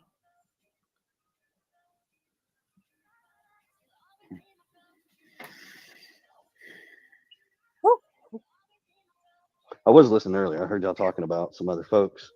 And I guess some of the things that they were saying. Yes, sir. I just kind of laugh at all of it, to be honest with you. You have very broad shoulders. As they say, ain't my clowns, ain't my circus. I know. Are you referring to the interview we were watching and somebody was interpreting? Yeah, whoever that was. I mean, come on, really? Yeah. Well, I was just going to say, stay away from Chris McDonough. Yes, please. If he ever comes to interview, don't do it. I'm gonna tell you right now, and this is the law of the land. It's real simple. This property has signs on it. You violate what that sign says, I don't care who you are, I will prosecute you to the fullest extent of the law. Good. Good. Boom. Good. What he says next, hilarious.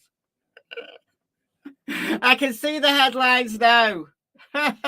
Chris Profoot threatens to shoot Chris McDonough. Just wait. As is your right. Don't care. As is your right. I mean, Yeah. There's only certain people allowed on this property, and if you don't have that permission, Yeah. well, It's just that he's retired law enforcement, so sometimes people trust him more than they should. So no, I don't care who you are. And he made a mockery of the Wells situation. He absolutely did. Look, I used to like Chris. And I was listening to Chris in the early days of the Summer Wells case. I have to admit, I was listening to Chris and I bought it. I bought it for a while.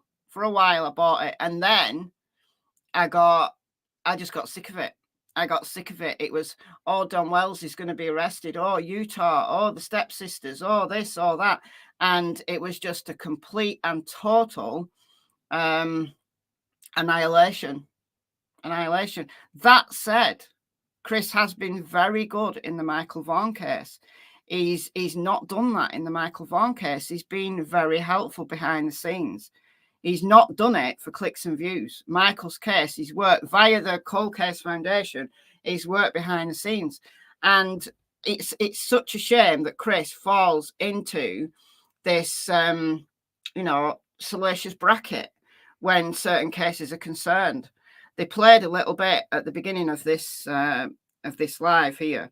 They played a little bit of Chris McDonough and Chris Johnston analysing Katie and Chris's first interview with the news. And it was appalling, absolutely appalling. Appalling, I tell you. I listened to less than 5 minutes and I was appalled that the fact that they assume it's a homicide. So if homicide is the only thing that you've got in your toolbox, then you just assume that everything's a homicide. It's crazy. Absolutely freaking crazy. Well, I would not be the one he wants to do that with. Yeah. I also think that I think that was a brave warning because you also own the airspace over your home too. Oh yeah, sure do. And when you want to know about air rights, let me know. I'm a crane operator. I know all about air rights.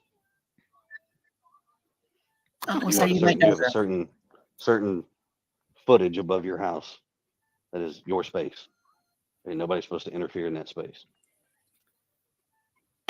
Well, in Tennessee alone, it's a misdemeanor to do that for the purposes of stalking or surveillance. Well, it's also if you have a drone or you want to fly some type of aerial equipment and you don't have an FAA license and you're doing that, I will let everybody know we don't live in the city limits. We live outside of the city limits. So discharging of firearms is very common outside of city limits in Tennessee.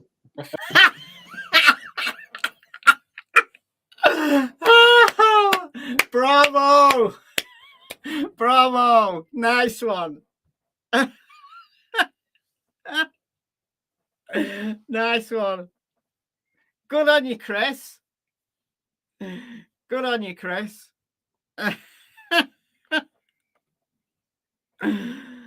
Oh dear. So yeah, discharging of firearms. It's very, very common. Very common outside the city limits. Good on you. Good on you.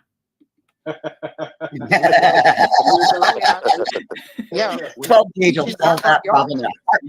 We literally have targets set up against almost every. Yeah, it keeps on giving. Yeah, it's cool. I like him more and more. I didn't like him at first. I don't think I could get on with him. I really don't think I could get on with Chris Profoot. He would be too much for me. We'd end up arguing very quickly. But the way that he's dealing with this nonsense is perfect. That he's not giving anything away that he shouldn't be giving away. And And he's just got the size of all these YouTubers. He's got the size of them all. And yeah, not his circus, not his clowns. Honestly, I think he's not done himself any favors. Like some of the things he said, he's not done himself any favors. However, neither would I. In his circumstance, neither would I. But that's going to be the thing that they all talk about today.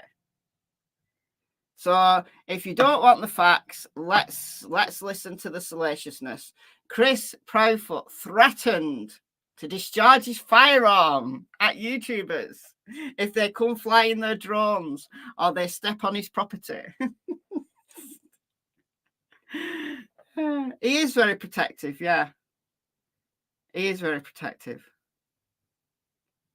It would drive me nuts. I couldn't deal with a guy like that. I honestly couldn't deal with a guy like that. But yeah, it's perfect for this circumstance. Absolutely perfect. Good on you. Tree in the yard, and we go out front and shoot. I mean, I don't agree with him hitting Sebastian with a belt. I don't agree with anybody hitting anybody with a belt. Seriously, I do not. His form of discipline, I do not agree with it. Absolutely, 100% do not. That's another reason why I won't get on with him. However, the way he's dealing with the YouTubers is great. I love it. That's going to be turned into something good tomorrow, Chris. You know that? I'll let it. I mean, I'm not worried about it. I mean, well, here's what people have to understand. One, I personally have no reason to be negative or deceitful toward people unless you come at us sideways. Don't. Right. We haven't given you a reason other than your personal opinions of what you think about this situation is your personal opinion. Unless you can produce facts. And if you have any, please return them to law enforcement and provide them those facts so we can get some momentum on this case here. That would be amazing. We'd love for it, please. But yeah, facts. Well, I'm sorry, Chris. You're not going to find any facts around these YouTube streets, and especially not around these TikTok streets. You're not going to find any facts because people don't want facts. Facts are boring.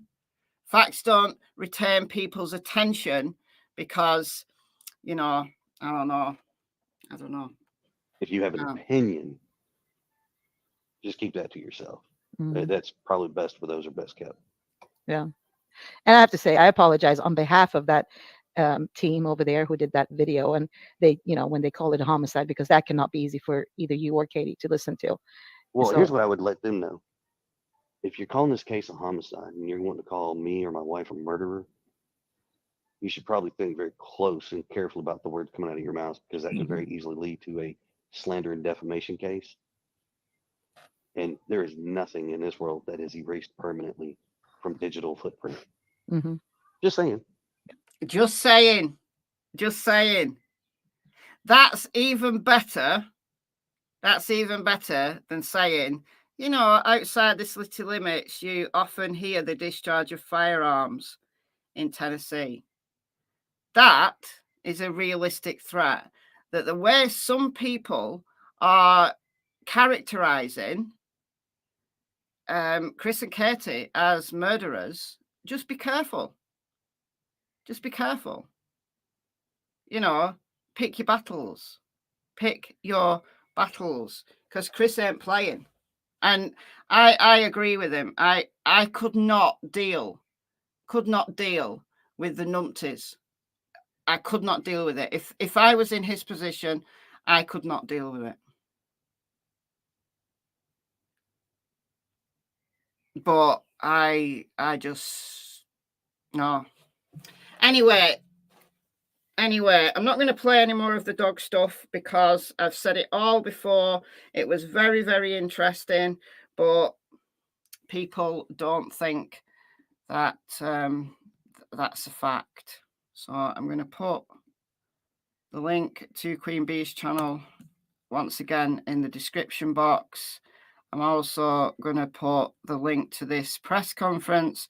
I played this whole press conference the other day on my live stream. And put that in the description box as well. So, yes, cops they have been confusing. I do agree in some respects they have been confusing. because they've been, you know, saying that they got tracks away from the home. It leads people into trying to interpret what that means, and it leads to understandable misunderstandings.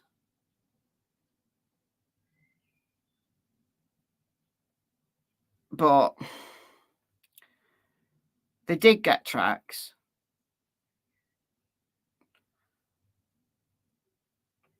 But inconsistent ones that they can't release a direction of travel because the information that they've got is not consistent enough. But I suspect that there are things that they do have, pieces and, you know, snippets that lead them into a particular direction that they're not releasing to the public, and that Chris and Katie are not releasing because they know that law enforcement doesn't want them to.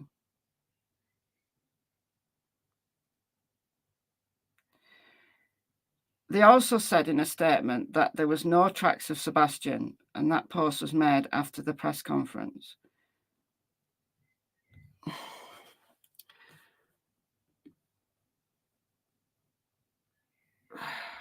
I know I talked about, was there a track, wasn't there a track? Right, I actually know the video. Because I do agree with you in some respects that it got confusing. It did get confusing at one point. And I tried to simplify it. So for those of you who want to know what the retention... Good morning, everyone. Who wants to know what the retention pond looks like, this is the retention pond. That was after it had been drained. So that's just the mud that's left behind. That's Trey from Nart Divers. So there's not much water in it. It's mainly mud. And you can see that, you know, it's down a dip. So there would be water running down. So if Sebastian had been playing around the top there, then yeah, maybe it was. Maybe it was a really, you know, a place where the scent would pool. Possibly. So that's a retention pond. I know which video it is.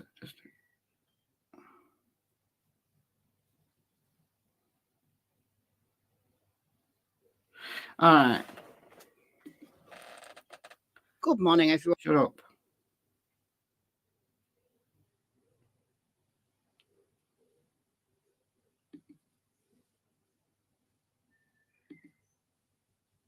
Because I'm just going to play this.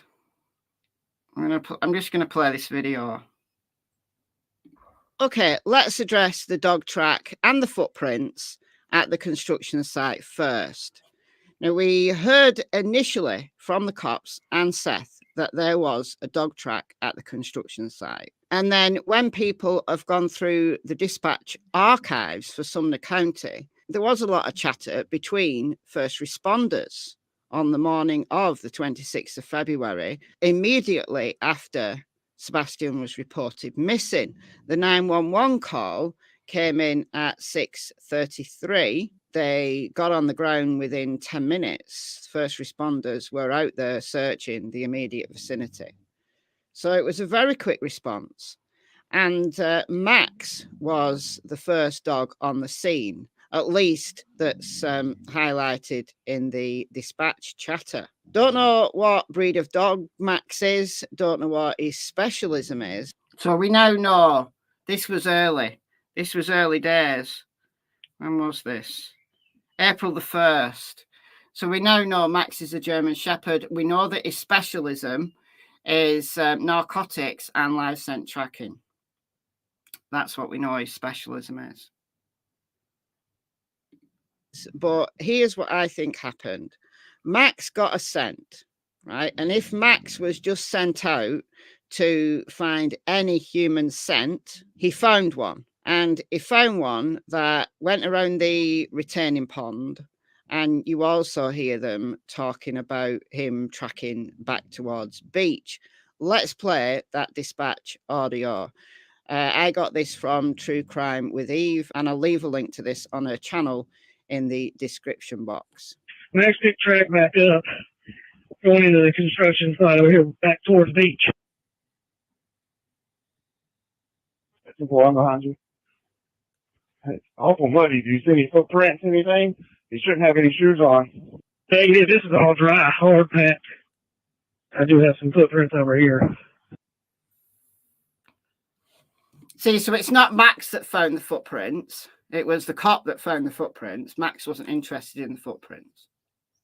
But we now know from Chris that that footprint was a kid's footprint, not Sebastian's.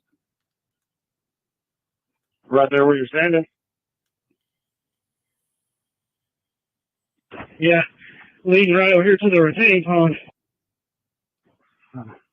No shoes, just footprints. Shoes that Max went straight into the pond. Max led me straight to the retaining pond. Over behind Willow Boulevard, he dove right into the water. So Max definitely got a scent. And I would assume that Max was tracking any human scent. Right, this is what I assumed in this video. That because the cops have been so non-committal with what they said, that Max was tracking a scent, but not Sebastian's scent. We've since learned that Max was tracking Sebastian's scent. So what I said in this video, just a speculation, probably isn't true.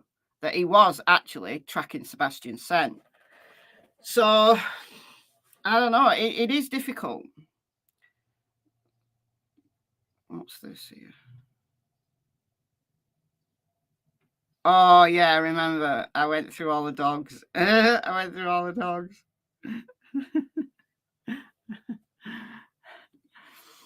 But I've got so many. Got so many videos on the dogs. So many videos on the dogs. But they did not, they've never said, they have never said that they did not get a scent. They've not. They've been non-committal, but they've never said that they did not get a scent.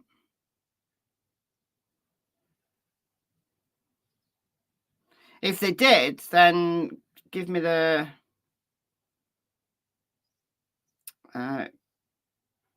source.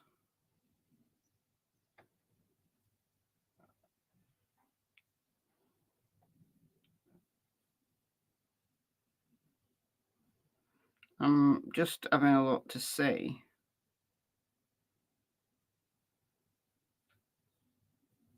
If I've got another good one. That's the no shoes not caught on camera issue.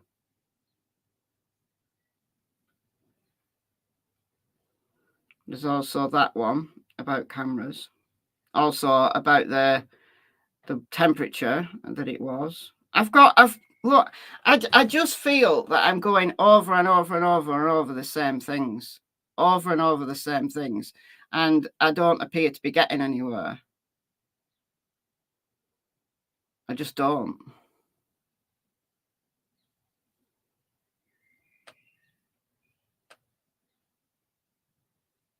I think the statement that they didn't get a scent is in one of your own videos. It was posted around a lot. Okay.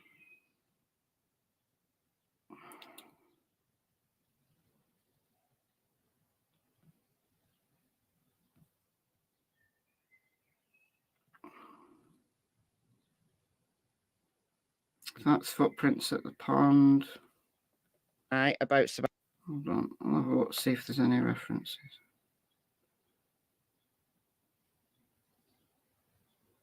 So that was the press conference.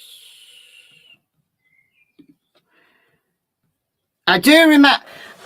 Do you know what I think? What's getting confused is what Seth said, because it was Seth that said that they got a track, and then he said that they didn't get a track. It's not the cops. The cops have not said they never got a track. They haven't. They've said, it might have been a live stream actually. I don't like the fact YouTube has separated live streams from videos. It confuses me.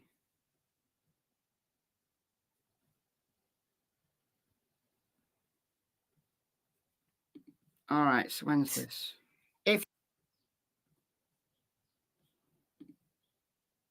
Right, so this is March the 14th. This is March the 14th. So this is way after February 29th.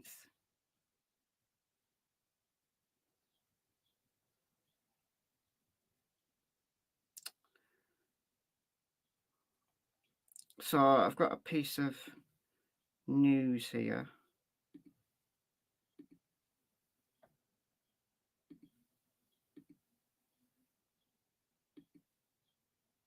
Okay, so that's that one. All right.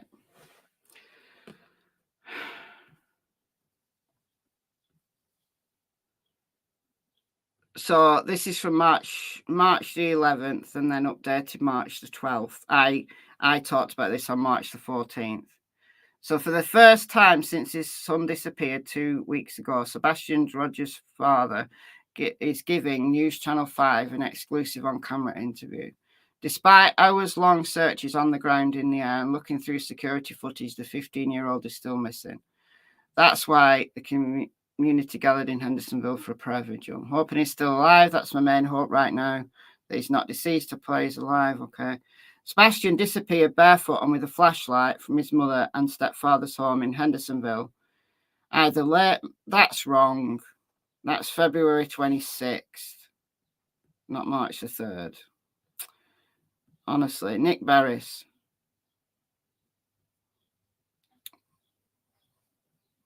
All right. So that's the stuff about the fire ants. All right, so this is what Seth said. I think this is the quote. I think this is the quote that you're thinking about.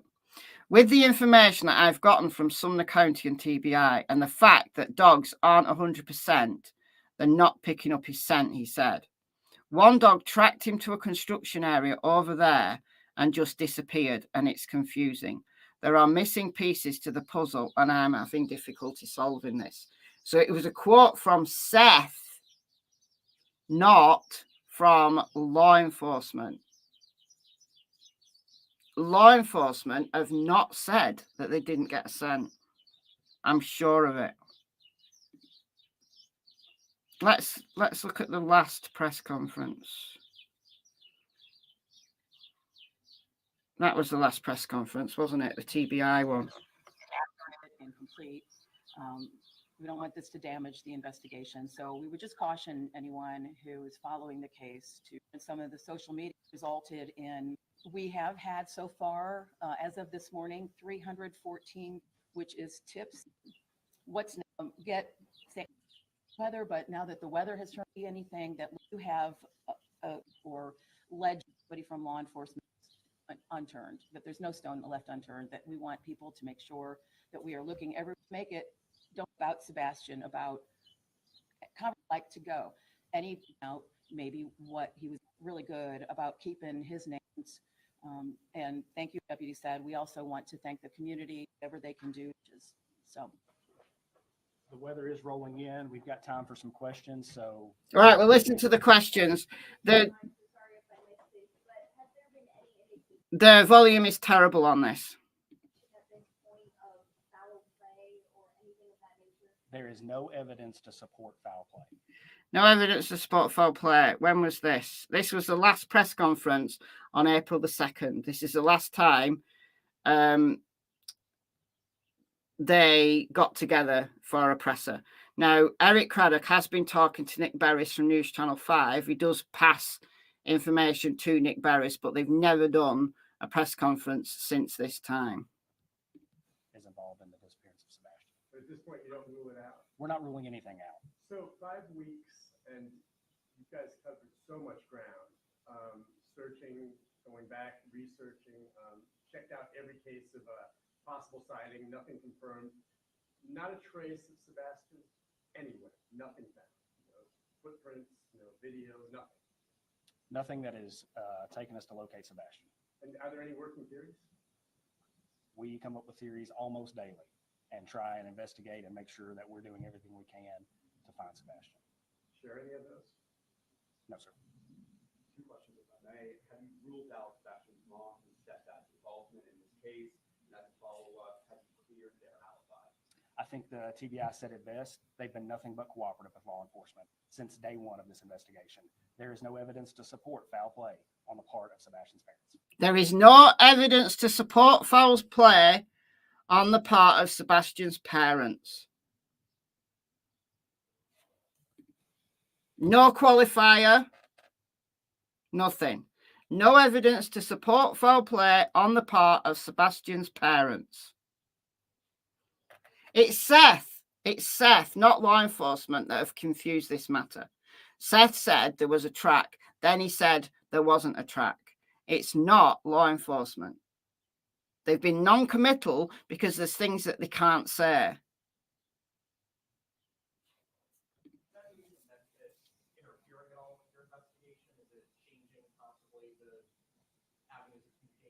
No, sir.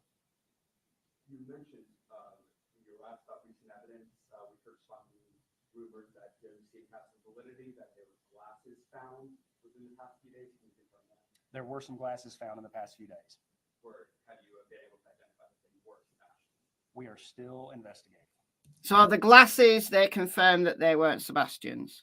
And on the occasion, maybe, have you found there, how was that coordination happening? Have you found their work helpful? Are you guys working in unison or a separate team? The Cajun Navy is operating independently. They have not reached out to us.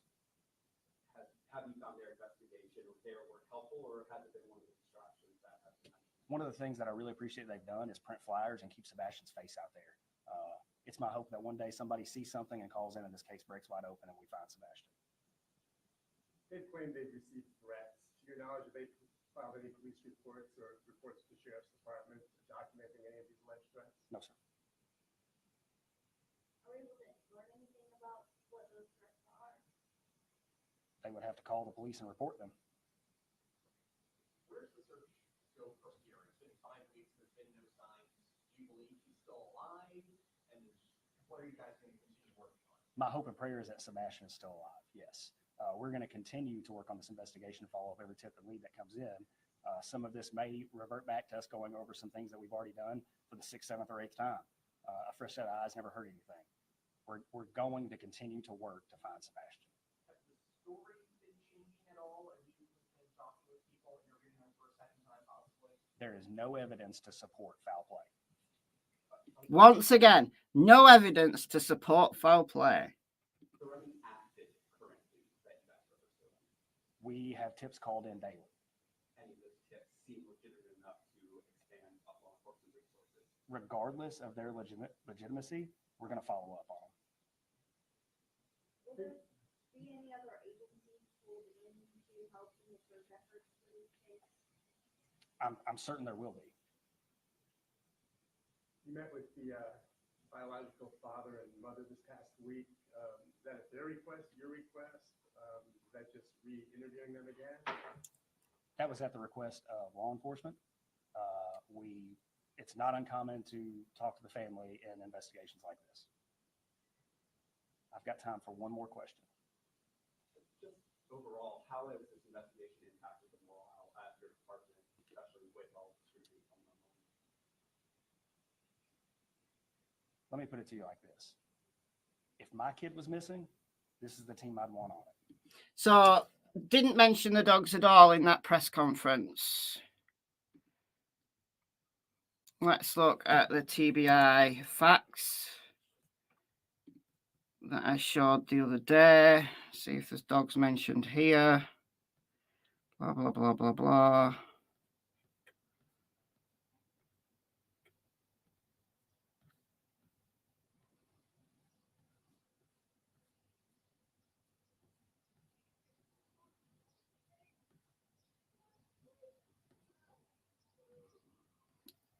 So, speed reading.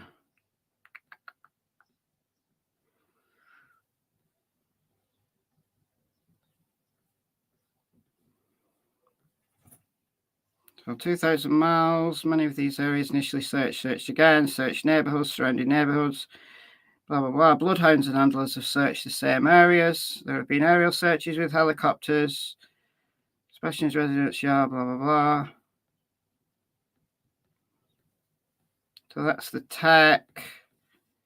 There's nowhere that they have definitively said there is no track. It's Seth. Seth has confused everybody. I'm concluding that Seth is the one that has confused matters by saying that there's a track and then there's no track. Would it make a difference if Sebastian ran from the house upset or just wandered off? No. Not in terms of the dogs, no.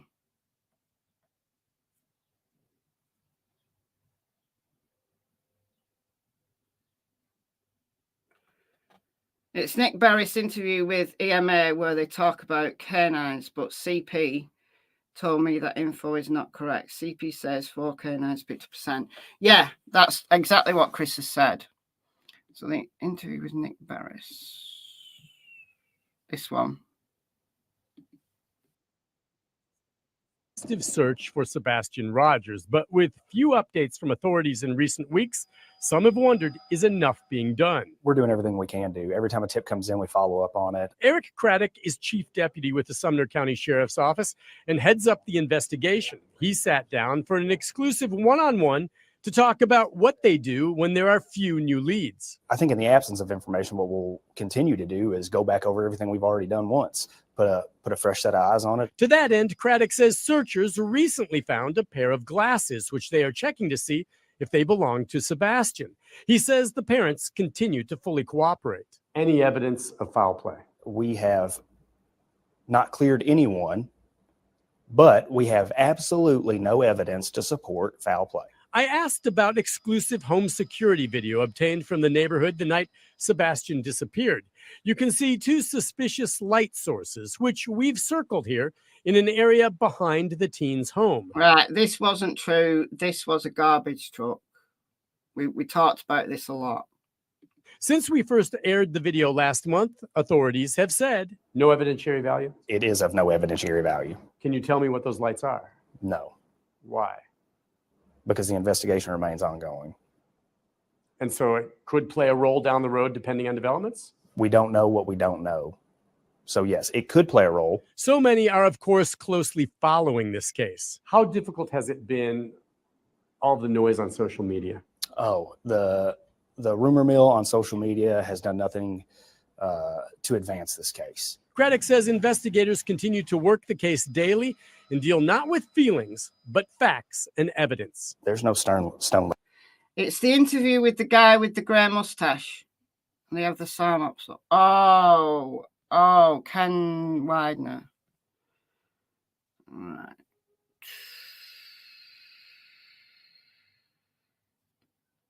So that's from the 26th. 29th, sorry. Right, Cajun Navy. That's an early one. Hey, good afternoon. I'm Eric Craddock from the Sumner County Sheriff's Office, and I'm the chief deputy here, joined by Ken Weiner, the director of Sumner County EMA. Wanted to come to the public and give you guys an extensive made to scale back on the ground search. This is simply, we are still committed. No lead. Sebastian is not alive. To 5 months, if anyone has a sighting of Sebastian, our patrol deputies will be out, our law enforcement across the state, lightly, and anything you can run. Yeah. So we'll continue to have a command post. We won't have 7, but we'll have K9. We'll have teams ready to go. The sheriff's office we'll send K9 to that should we get an invite. I'd like to take a moment and thank all the first responders from across the state of Tennessee that have come out and helped us in the search for Sebastian. All right. News Channel 5 National.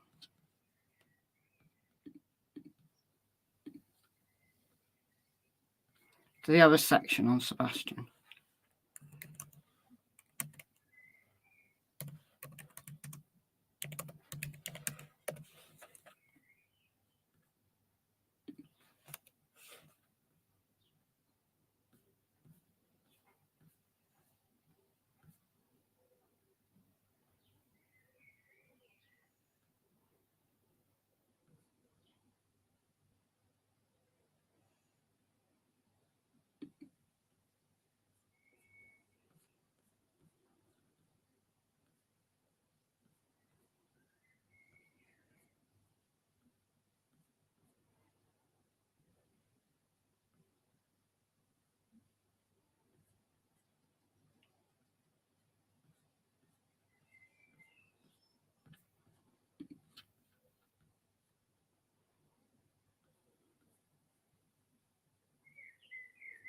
It would help if these were in order.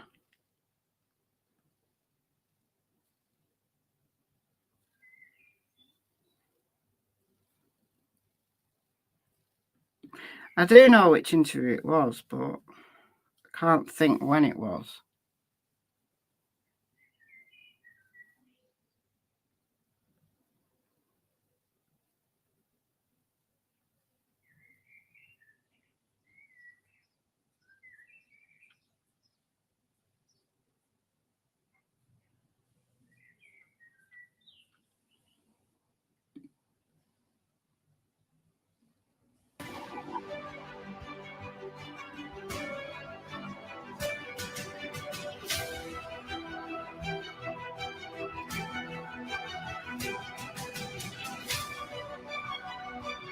The Nashville Sheriff's Office is looking for officers.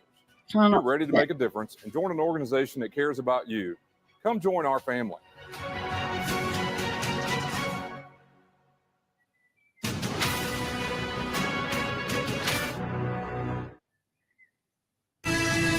And that breaking news, we have what you've learned is One day after authorities told us in a news conference that they would renew that search effort, true to their word, it is a staging area for fire department more than 5 weeks ago. Now, I'm told dozens of professionals have been called in the entire area. We're talking already before. We're from counties already. Plan is for them to reach into our newsroom of that staging area. Lots of vehicles during the original search, or maybe something new that's appeared over the past 5 weeks. Again, you just saw there one of the boats are. The day after Seth said there was no tracks. I do remember the interview with Ken Widener. I do remember it, but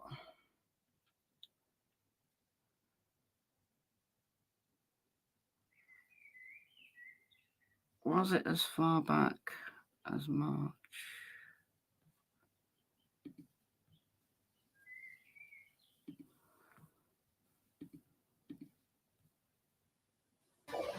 No, not again. You don't want to join the sheriff's office. Okay.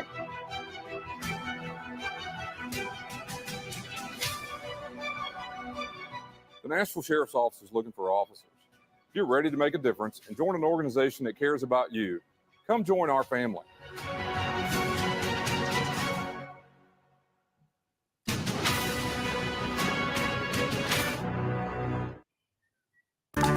It has. I'm Rory Johnston.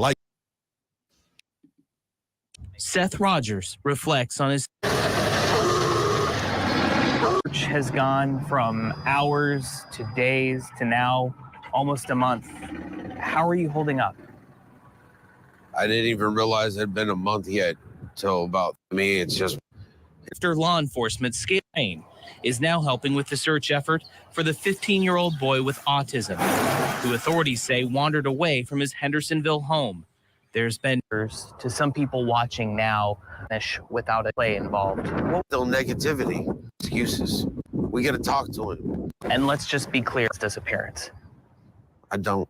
I found out over an hour after his mother found out. Their properties, even places you'd think someone would never go. He's going to be at the weirdest place in the world because that's my son, you know? People are going to be like, oh, well, we're not going to check this, but you better check it. Because knowing him and his curiosity, he might be there. He might be there, an unending hope that Sebastian's father is still holding on to. Jason Lamb, News Channel 5.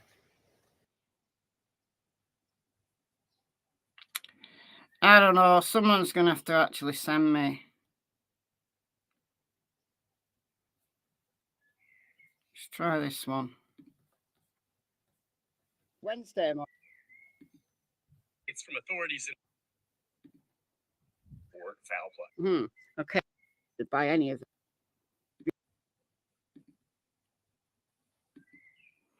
Garbage truck. East. All right. Now, what is these trucks? Well, yeah.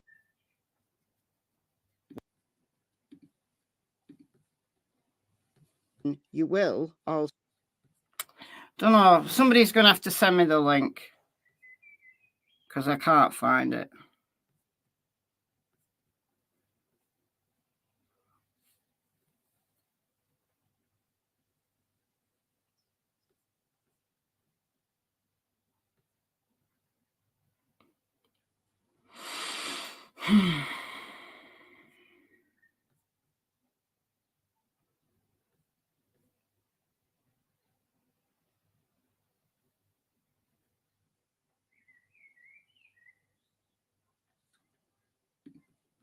Good morning, everyone. My name is Michelle.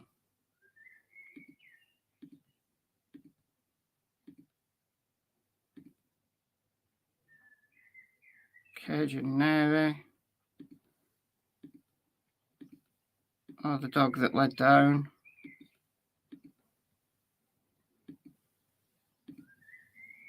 Now, somebody's going to have to send me the link. All I'm saying is the tracks are 50-50 at best. I believe they got tracks. I absolutely believe they got tracks.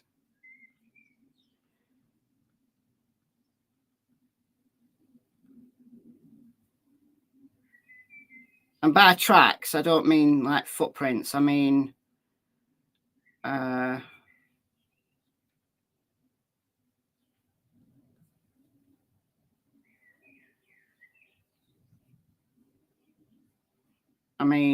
like a dog track, like a dog following a scent.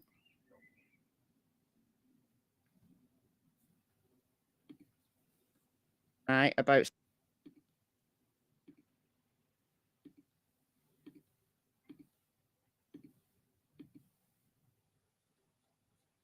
Not a confirmed sighting of Sebastian on camera. Was any of the canines able to pick up on a scent or something that can lead you to maybe a direction where he might have been? We've done that. We've actually cast the dogs in. Oh, that's from the 29th. We've heard that.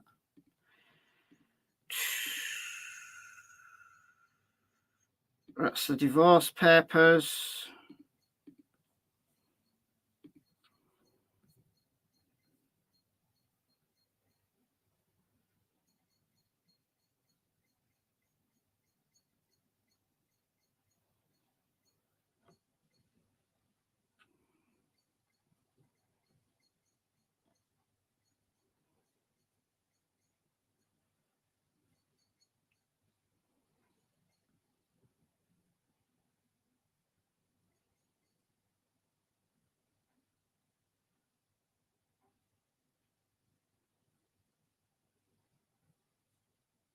I don't know. I wonder if the confusion is law enforcement said the dogs were unsuccessful. I think so. I think it's like the wording, like the non-committal, like they didn't get any tracks that led them to Sebastian.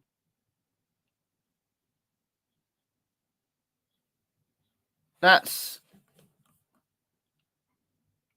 what I think they would have meant.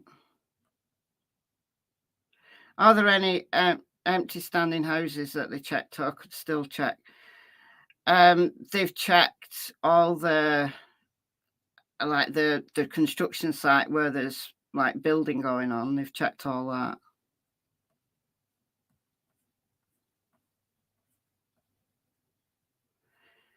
The interview room had a great show last night. Well, no. No. No. Go back, replay what I said about that earlier. No. Just no. Great show for those who want to confirm a confirmation bias. Take my time. Oh, I'm bored now. I can't be arsed. So I'm going to just sit here and watch you endlessly search. Just for you, Fred. Yes. Let's endlessly search. Just for you, Fred. Let's endlessly search. Just for you. We'll do some more searching, shall we? Just for you. All right. Just for you.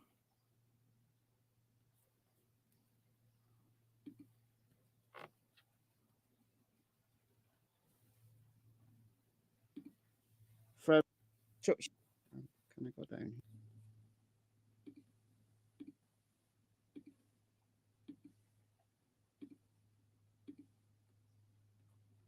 I'm just going to click on random videos now.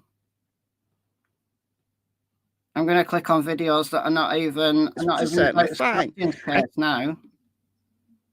Let's have a look. Oh, look, Karen Reid. Let's talk about Karen Reid, shall we? Oh, look at the red solo cups. That's how they collect evidence in Canton, Massachusetts. There's Karen Reid's car. That's Karen Reid's car that doesn't have teeth. Guess what has teeth? German Shepherds have teeth. Let's talk about Richard Allen. Let's talk about Richard Allen. Do we believe Richard Allen's guilty or not? I'm on the fence. I do know, though, he's had his constitutional rights trampled over. Trampled over. Trampled over. There's a Nick Barris post. Let's find some more videos. Should we watch a dog sitting video? This is a members video, but no, we're not watching a dog sitting video. Do you want to watch Spaniel and Doodle Party? Shall we watch that? Only one day of court in the Reid case this week. Seriously? I know they're not working today. Shall we search the members area? Let's search the members area. Oh, there's Clem. Do you want to watch a blooper? Let's watch a blooper. Hold on a minute. Let's watch a blooper.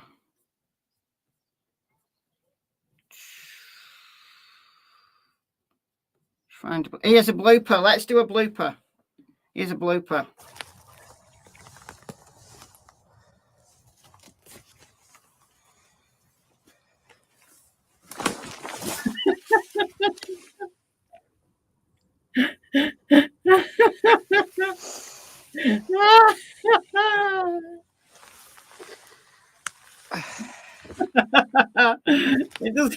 It doesn't even affect me. It doesn't even affect me. I fall so much. I fall so often. Let's watch another blooper. I like searching for bloopers here. Hold on. Let's find some bloopers. We've done that one. Let's find another blooper. Oh, do you want to watch Metal Detecting My Lost Keys? Should we watch that? Oh, here's another blooper. Let's do another blooper.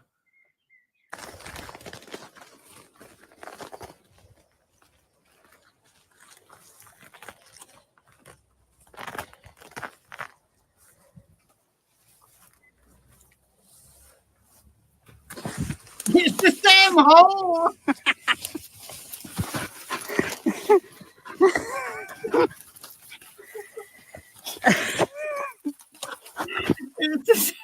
It's the same hole. I fall down the same hole every time. Every time I walk down there, I fall down the same hole. It's so. Let's do the snow blooper. The snow blooper's funnier. Hold on. Where's the snow blooper? Here's the snow blooper. Here's the snow blooper. Let's see.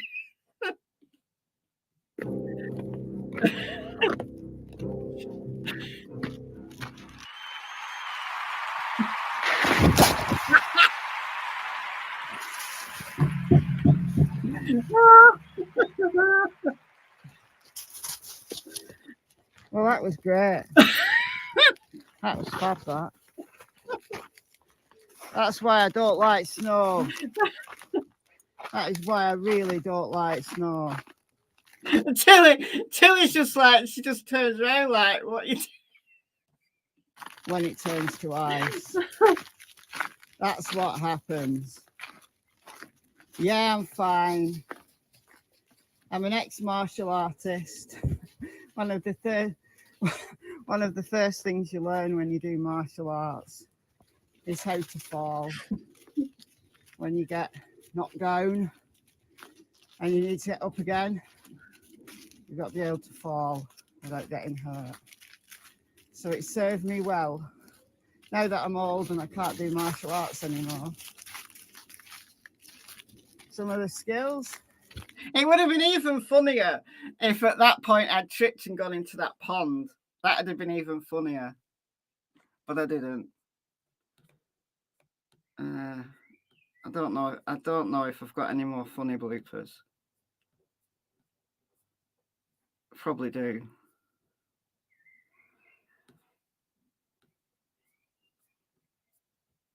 Anyhow, guys, I'm gonna go.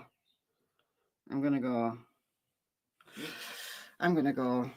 just being silly now. If you lost your phone during a blooper, you can now have Cassie fight. Let's watch Cassie. Let's let Cassie lead us out here. Let's watch Cassie. Finding my phone. All right, we now have. We've got another searcher here. So this was me throwing my phone. The next video is going to be Michelle breaks her phone by throwing it into a field, and then Michelle gets the phone back and it's all cracked. That's what's going to happen next. So let's watch this.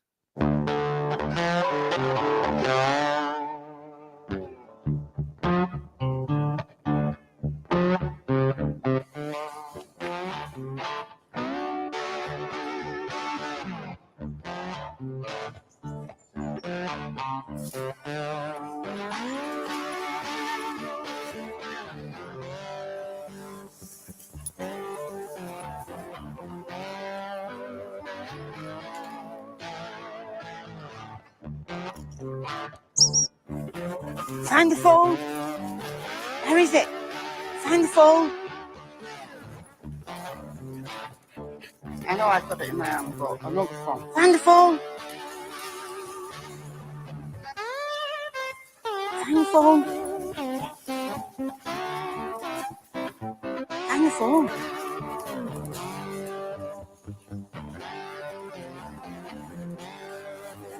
Find the phone. Cassie, find the phone.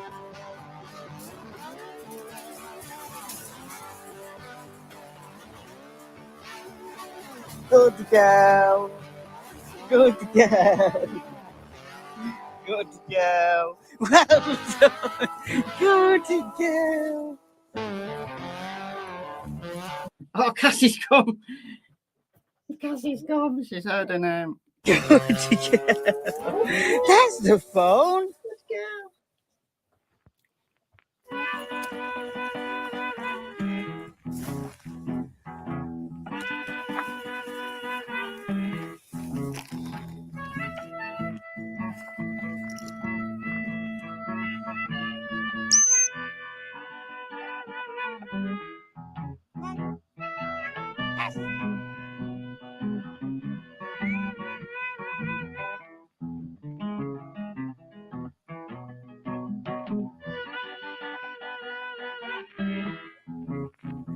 Cassie, find the phone. Find the phone. Oh, find the phone. Find the phone.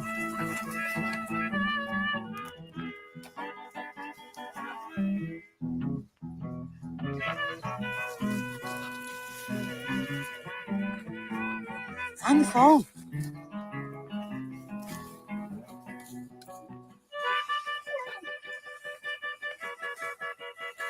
Find the phone.